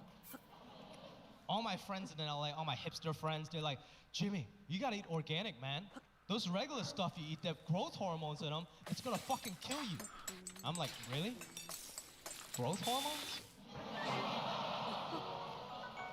Wait a minute, you trying to tell me I've been eating growth hormones all my life and I'm still 5'5" and I shop at Gap Kids? Get the fuck out of here. I'll pay extra for growth hormones. Get me to the GMO only section, you know? All this organic stuff in America is getting out of control. It's not just organic food. You got like organic bed sheets, organic hand soap. I don't know about you guys, but growing up in my very Chinese family, hand soap wasn't even a thing. Hand soap used to be that piece of crap leftover soap that my dad's been washing his balls with for 2 months. And he just puts it on the soap counter, you walk by, you rub your 2 fingers on it for good luck. That was hand soap. Nobody got sick, it was fine. Once in a while you got a piece of pube, so what? You deal with it. Now hand soap's so fancy, it's got its own aisle at the grocery stores. Because it's not about washing your hands anymore, it's a status symbol. We go to our friend's house and judge how well they're doing by what kind of hand soap they got. We've all done this. You go to your friend's house, he's got that green bar soap that says Zest on it. That guy's a fucking peasant. Don't associate yourself with that kind of animal. He's gonna ask you for money, you know what I mean? And then next level up, you got like the $2 bottle of soft soap with the fish or the watermelon on it, you know? I like that family. That's the backbone of America. It's the middle-class Honda Civics of soaps. Hard-working American family, man. I appreciate that. And then next level up, you got a soap that's so fancy, it doesn't even dispense soap. It dispenses foam. Which is just soap filled with air for an extra $6 a fucking bottle. Because as an American society, we decided we're way too good to rub our own 2 hands together to create our own foam and rather outsource that foaming action to some poor Chinese kid in Guangzhou, China to pre-foam it for us. Make America foam again, people, okay? Thank you. Thank you. My mom eventually caved in and she bought the $2 bottle of soft soap with a fish on it. But she's so Chinese, she's been watering it down for 6 years now. And now it's just a bottle of water with a fish on it. Doesn't do shit. Because it's a good deal. I know I make fun of my parents, but at the end of the day, I love them very much. I think we all do, right? But Asian people, we don't ever say I love you to each other. That's just not our thing. One time I got high and I called my mom. I was like, Mom, I just want to tell you, Mom, I love you. And you can hear her start like crying on the other side of the line. She was like, oh, Jimmy, do you have a cancer?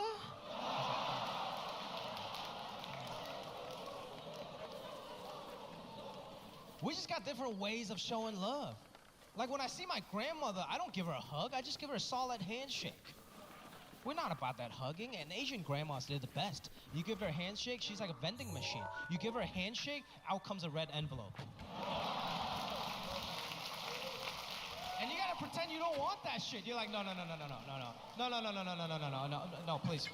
Okay, thank you.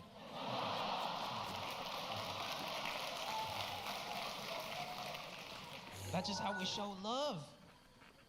My dad still calls me like 20 times a day just to check up on me. It's annoying, but I understand that's how he shows love. I was talking to my friend here, and he was like, oh, I haven't talked to my dad in 3 weeks. I'm like, what, is he in jail? He was like, no, I live with him. I just haven't talked to him in 3 weeks.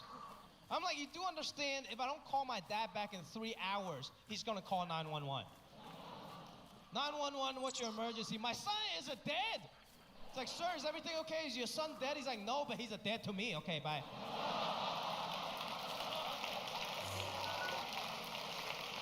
That's just how we show love. My parents, they've been married for 38 years. Yeah, 38 years. It's beautiful, man. It's beautiful. 38 years. One time I asked my dad, I was like, Dad, after 38 years, do you still love Mom? And he was like, love?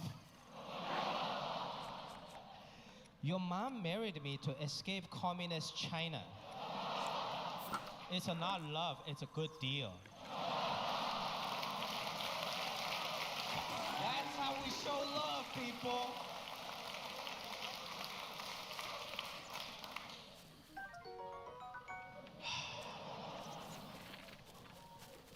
I've been in this country for almost 20 years now. I think I feel every bit American. But I think other people still don't see that. As an Asian American, a lot of times people see you as Asian before they ever see you as American. Even still till today, whenever I tell people I'm from Hong Kong, this is always the first thing they say. They're like, oh yeah? You from Hong Kong? Yeah, dude, from Hong Kong, yeah. Ni hao. Like, do you think that's impressive or something? I don't understand the mindset behind that. You coming up to me to say ni hao, it's like me coming up to you guys after the show. I'm like, oh, you guys from here? Yeah, y'all from here? Hi. It's not impressive. It's annoying. It's stupid.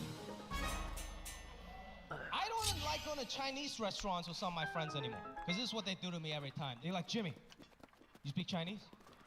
You speak Chinese? Yeah.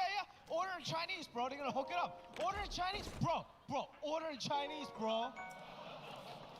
I'm like, bro, we're Panda Express.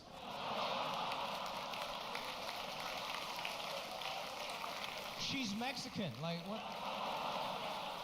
Her name tag says Consuela. That's not Mandarin or Cantonese. Nothing has really changed, you know? Like about 10 years ago, I went on a college trip to Tijuana, Mexico. Because that's just what a good American college student would do. And the thing is, walking into Mexico from the US, they don't check anything. There's just a big revolving door. You walk right in. They don't even check your ID. It's easier to get into Mexico than a Costco. You just walk in. And that's it. But coming back was a totally different story. Coming back from Mexico to the US, there's no more revolving doors. Now it's a concrete windowless tunnel with guards with M16 machine guns. And I was super nervous being an immigrant. And my college buddy Ian next to me, he was like, Jimmy, don't worry, man. Just tell them you're American. They let you right through. I'm like, easy for you to say, Ian. Ian walks up, he gets through, no problem. I walk up, the first thing they ask me, they're like, sir, are you an American citizen? I was like, yes. But I forgot one very minor detail, that I wasn't. I was still an immigrant on a green card, and I wasn't a full-on citizen yet. Next thing you know, I was detained in this 10x10 box, and they started interrogating me. They're like, sir, why did you lie about your American citizenship? I was like, I'm so sorry. I'm drunk, and I really wasn't trying to lie. My friend in front of me told me to tell you I was American, so that's just what I did. It was a knee-jerk reaction. He was like, well, was he American? I was like, well, his name is Ian, so probably. And then the officer was like, sir, you do understand this is a very serious offense. We could deport you for this. I was like, deport me? I didn't even know that was an option. What was I gonna do back in Hong Kong? Restart my ping pong career? That ship has sailed, man. So I was like, sir, please don't deport me. I'm just a drunk, stupid college student. I'm every bit American. I can recite you every single Jay-Z lyric if you want me to. I'm in 3 fantasy football leagues. If that's not American, I don't know what is. And I got very lucky. This is what he said. He was like, look, kid, you got lucky. We're not going to deport you today, okay? But just don't ever do that again, or we send you back to where you came from. And this motherfucker was Asian. I was like, where I came from? We came from the same place, dog. I think I saw you at my uncle's wedding 2 years ago. Why are you gonna throw me under the bus? That guy definitely watched the Great Wall many times. But that was a very sobering experience. I'd been in the country for 10 years at that point, but I still wasn't American. Nothing has changed. I finally got my citizenship 3 years ago. And it's, you don't have to clap. My point is nothing has changed. Still Asian. Just because I got a new passport, nobody in any part of the world is gonna come up to me and be like, hey, look, there's an American. Holy shit, look at him. He looks just like Rocky Balboa. Oh my God. No. The first day I got my passport, I was feeling real patriotic. So I went to my local Hooters. Yeah. I was drinking a Coors Light. I was watching the World Cup. It was USA versus Mexico. And I was like, man, I'm cheering for Team USA. I'm American, finally. And this old Mexican dude came up to me. He couldn't really speak English. And this is what he said. He was like, amigo, Mexico, Korea, tomorrow, huh? And I'm like, what the fuck are you talking about? What are you trying to start World War III or something? I'm not even Korean. He managed to insult me with the only 3 English words he knew. So I really felt the need to explain myself. I was like, sir, I'm not Korean, I'm Chinese. And he looked back to his friends, he was like, oh, pinche chinito, huh? And I'm like, sir, you do know that I can understand what that means, okay? I have Mexican friends back home just like you. He was like, no, I'm not Mexican, I'm El Salvador. And I'm like, oh, great, now I'm the fucking racist.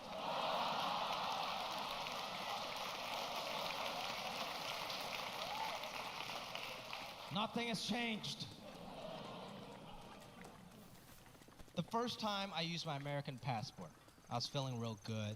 I was going to Winnipeg, Canada to do some shows. Have you guys ever been to Winnipeg? Oh, you? Really? Are you guys from Winnipeg? No, just general Canadian pride. I appreciate that. I don't think anybody in their right mind would go to Winnipeg. Not that there's nothing wrong with that city. It's way too cold and just not that fun. I had to go there for some work, so whatever. But I felt good. I walked through the border. I was holding my blue passport, and I slammed it down in front of the Canadian Border Patrol. I'm like, I'm American, sir. And he's like, okay. I didn't ask you that, but okay. Are you here for business or pleasure? And I was like, shit, I didn't think that far. I was obviously there for business, but I didn't get a business visa. So I looked him in the eyes. I was like, sir, I'm here for pleasure. And he looked right back at me. He was like, are you sure? Because nobody comes to Winnipeg for pleasure. The next thing you know, I was detained in this 10 by 10 box. Nothing has changed.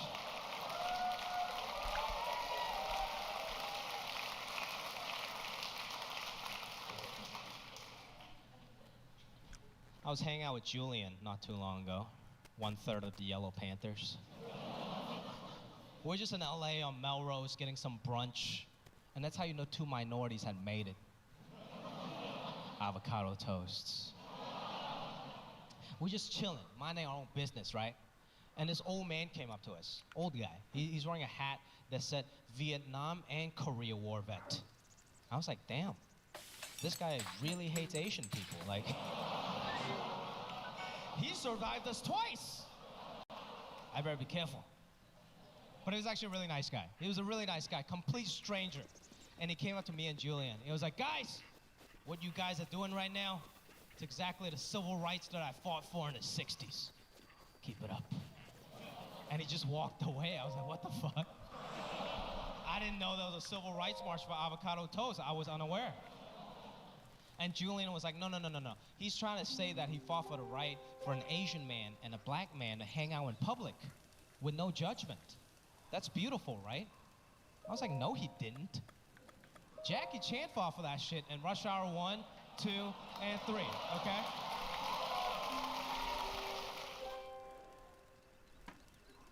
I got a girlfriend now. Thank you.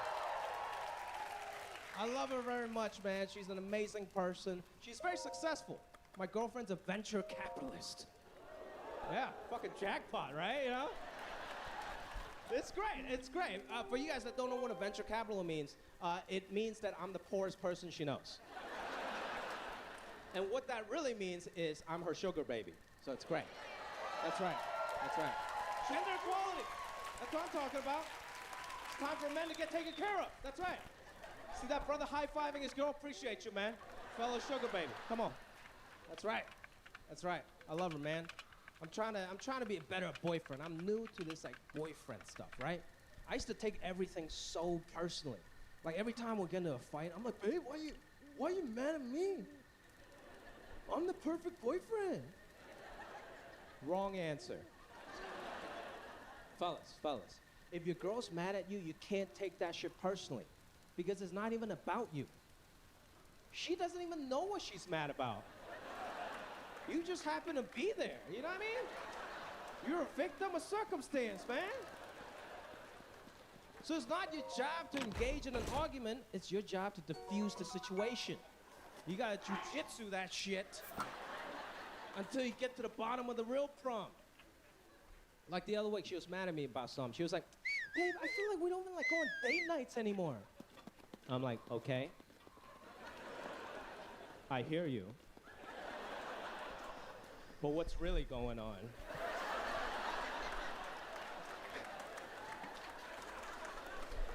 And she was like, well, sometimes I feel like you like hanging out with your buddies more than you like hanging out with me. And I'm like, okay. I hear you.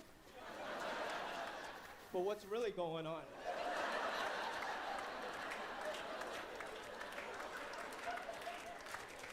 And then she takes a deep breath.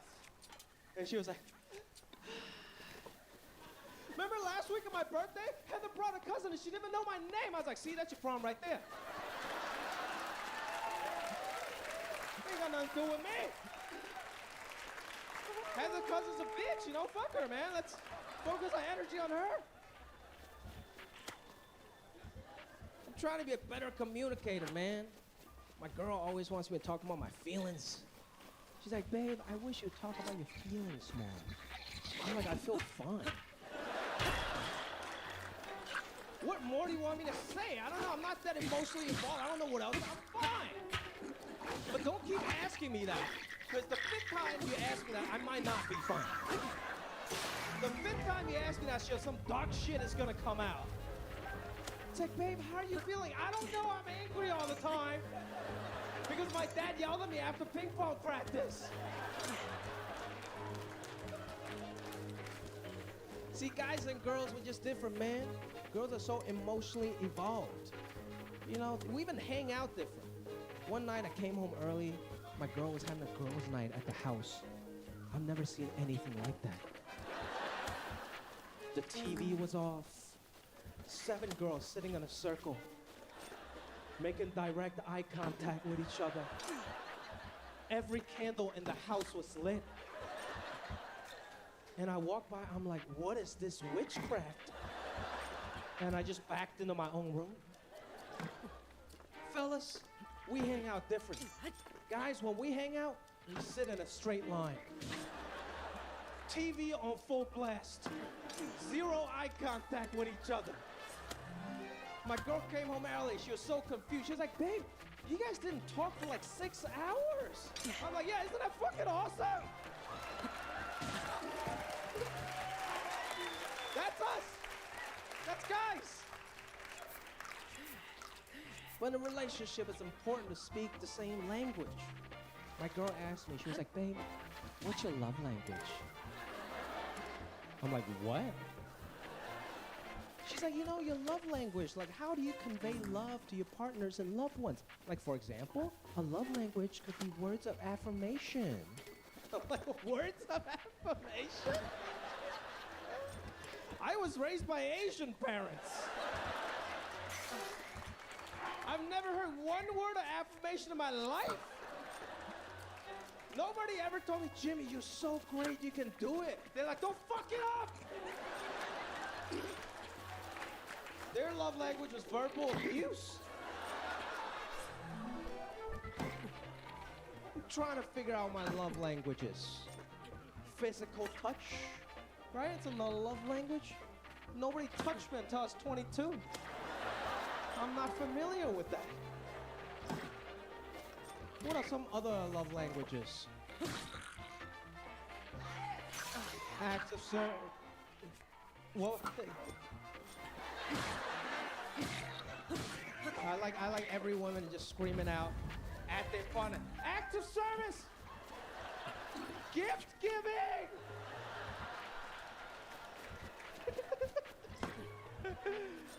I think gift giving is a good one, okay? I love giving gifts to my girl. She loves giving gifts to me.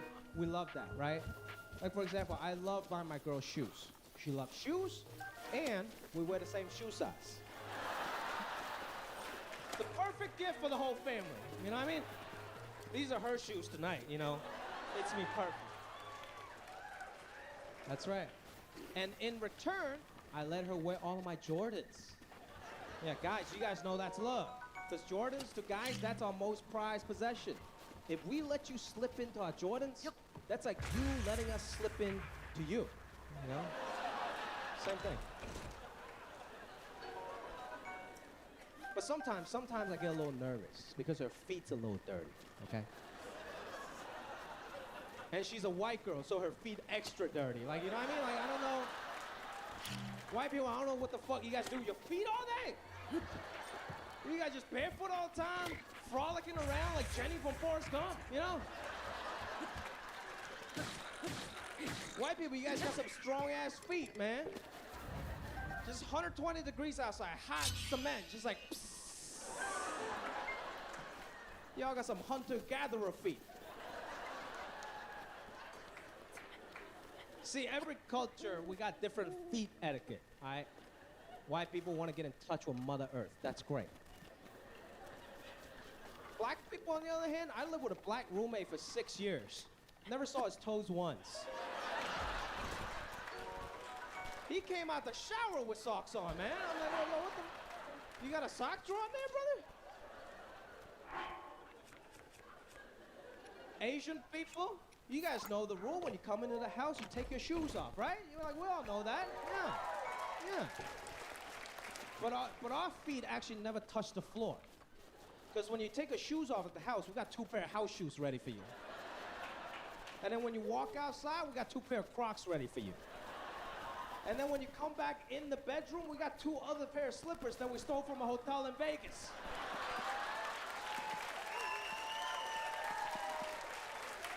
We're ready. Our feet never touch the floor. We got baby soft feet. I think Asian people, our most natural love language is acts of service, right? That's what our parents did to us. They might never say, I love you, but they did a lot of nice things for us. Every night, I don't care how busy my parents were, they'll come home and make a 5-course meal. That's love right there, right? Yeah, give it up for them. Yeah, give it up. That's right. In our culture, food is love. I love cooking for my girl. We love cooking together. Food is love. That's why I hate watching all these reality cooking shows where they make food so freaking stressful. Like all these guys with aggressive tattoos and they're just sweating in the kitchen. They're like, yes, chef, 2 minutes, it's still raw. And they're just making fucking scallops. There's 2 items on the menu and they can't handle that shit. You go to any Chinese restaurant, there's about 485 items on the menu. And there's 1 dude back there in the kitchen. He's not even a chef, he's somebody's uncle from Hong Kong. And he knows how to make everything in under 30 seconds. That guy's the real hero, you know what I mean?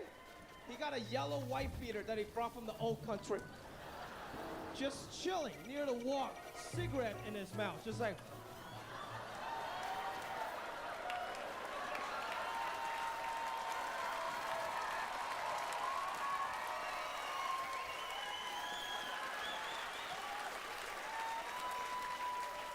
That guy's a gangster, man.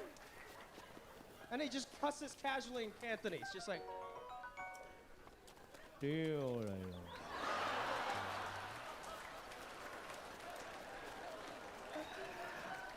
Any of you guys speak Cantonese here?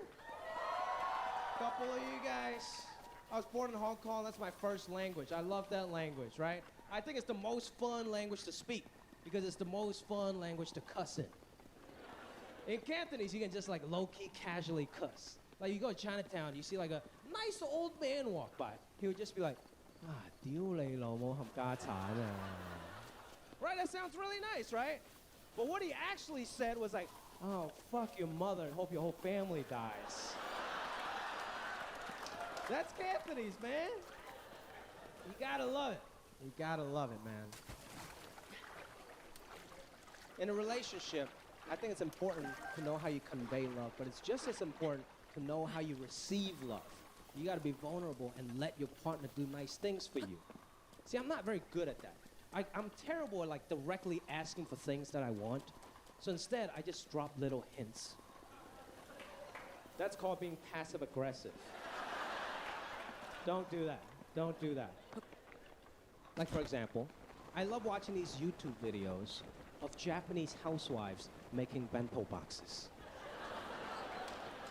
Yeah, it's very nice, very cute. It's like a little ASMR, you know? It's just really nice. This Japanese woman wakes up at 6 a.m. every day to make her working husband a bento box. But I can't ask my venture capitalist girlfriend to make me a bento box. I'm not an idiot. I'm a sugar baby. I know my role. So instead of asking her directly, I just drop little hints. Like we'll be sitting on the couch together. I just pull out my phone and pretend I accidentally stumbled onto this video. And I'm like, oh, what is this? Bento boxes? Oh my God, it's so cute. What is that, like a rice ball shaped like a panda? Look, look, look, look. Wow, so she makes this every day for him? Wow, she must love him so much. I thought I was being slick until she came out to one of my shows. And she heard this joke. And she was really upset, man, and rightfully so. I was just up here talking shit, right? We went home, we got into a big fight. She was like, babe, that's bullshit, okay? If you want me to do something, why don't you just ask me directly? And if you really want somebody to make you bento boxes, why don't you just go find a Japanese woman? I'm like, babe, I'm sorry you feel that way, okay? But I think you're missing the point. You don't have to be Japanese to make bento boxes.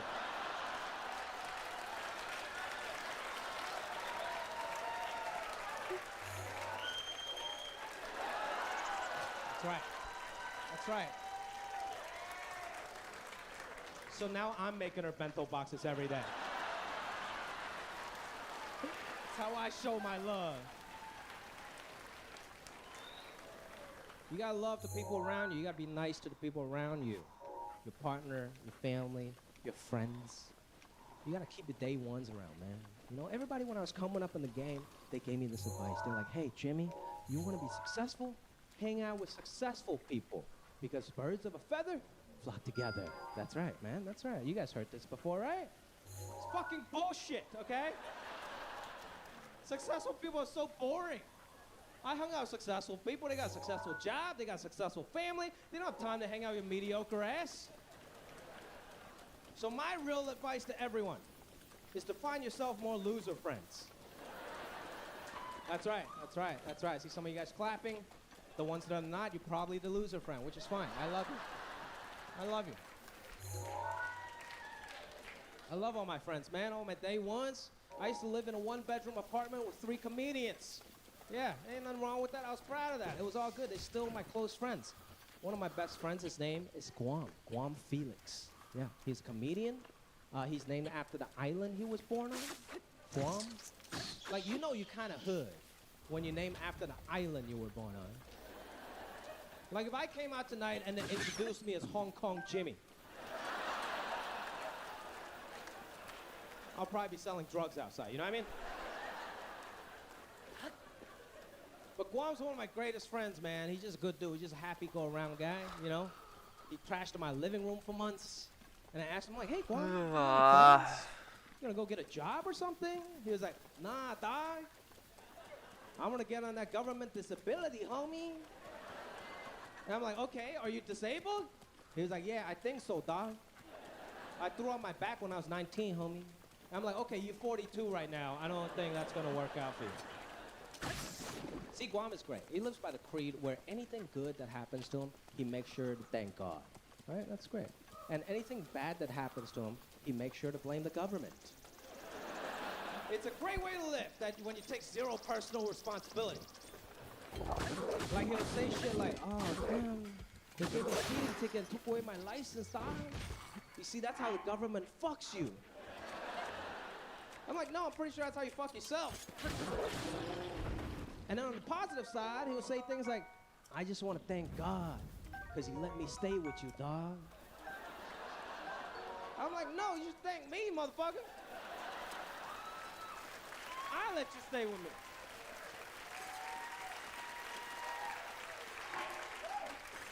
But I love Guam, man. He's just a happy-go-lucky guy. Doesn't have a lot of ambition in life. His dream in life is to win the lottery. His catchphrase is, when I win the lottery, dog. But he doesn't have good goals for when he does win the lottery, because he'll say shit like, when I win the lottery, we going to the buffet, dog. I'm like, boy, we're gonna do that right now, bro. But Guam was a man of his word. Not only would he buy lottery tickets, he stood in line in every single game show in LA to try to win his lottery. And he finally got on this game show called Let's Make a Deal. Have you guys seen that? Yes, the show that comes on, hosted by Wayne Brady before The Price is Right. But in order to get on that show, you have to wear a costume. And Guam is like a big Pacific Islander, brother. So his costume options were limited. He could either be Moana,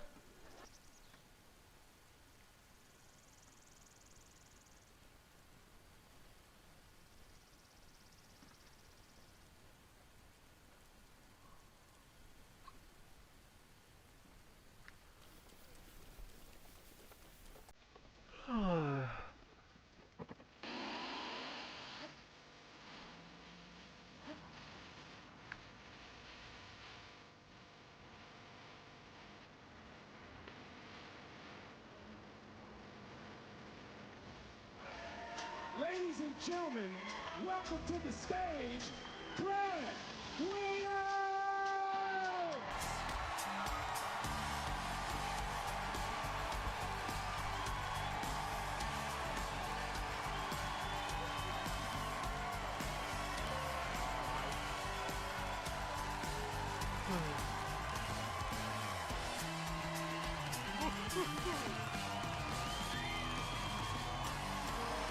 Lexington, Kentucky! How the hell are we feeling out there tonight?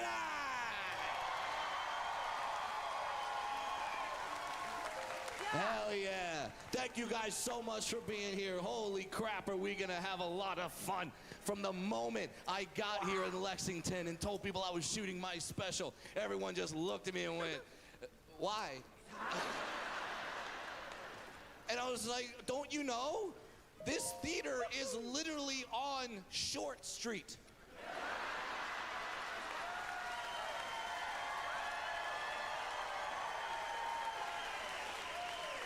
How could I not shoot my special in Lexington, Kentucky? And thank you guys for being here. Tomorrow, when someone says, hey, you were in Kentucky last night, what'd you do in Kentucky last night? You get to respond, bourbon and midgets.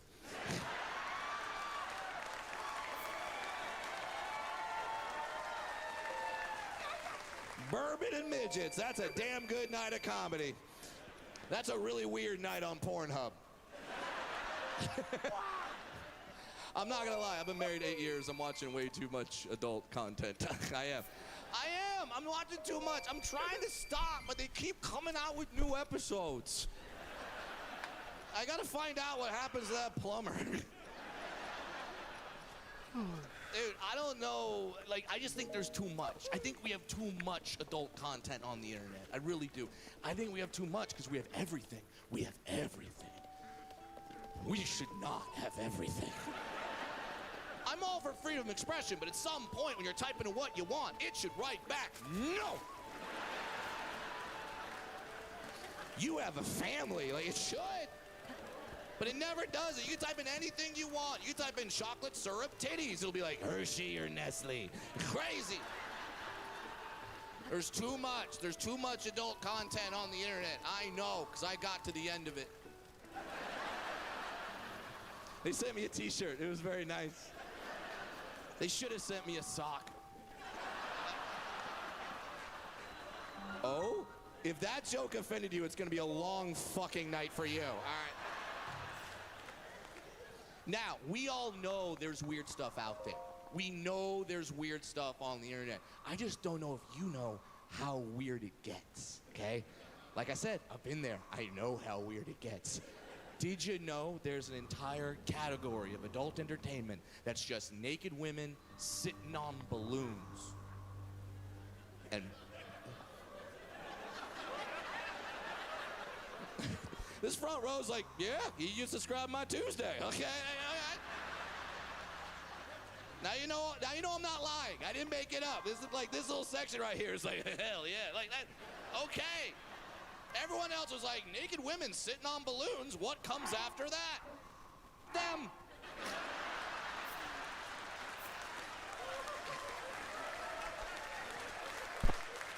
They come right after that. They see a naked woman pop a balloon. They're like, that's what daddy needed. Pah, they go.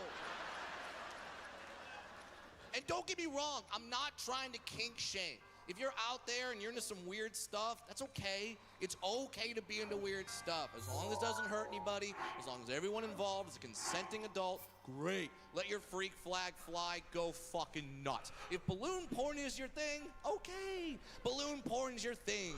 Here's my only question. How the fuck do you find out balloon porn is your thing? How do you find that out? Because you found out one day, didn't know it existed. The next day, masturbating. What the fuck happened in that 24 hours? What went down? Did you go to a children's party? You see a mom trip, fall in on a balloon, it pops. You're like, oh my God. What happened?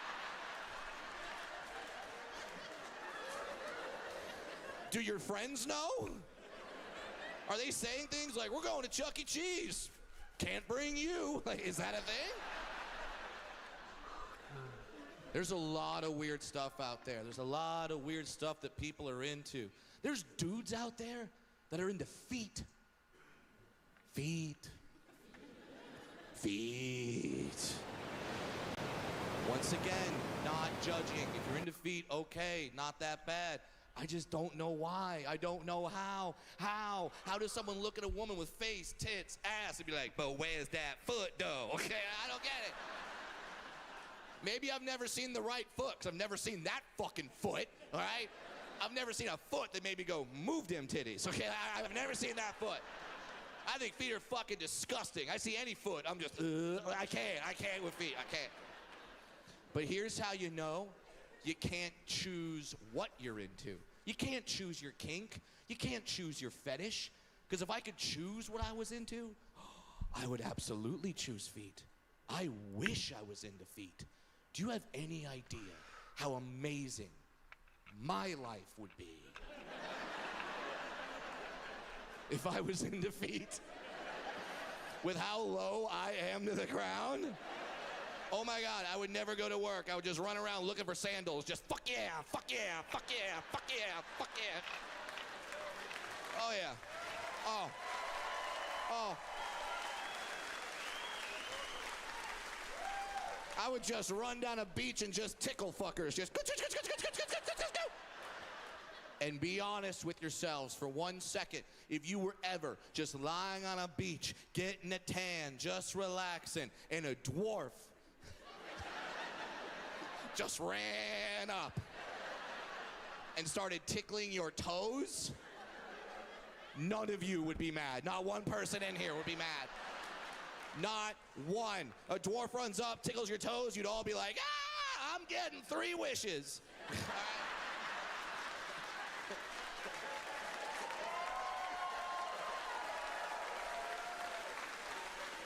People are out there.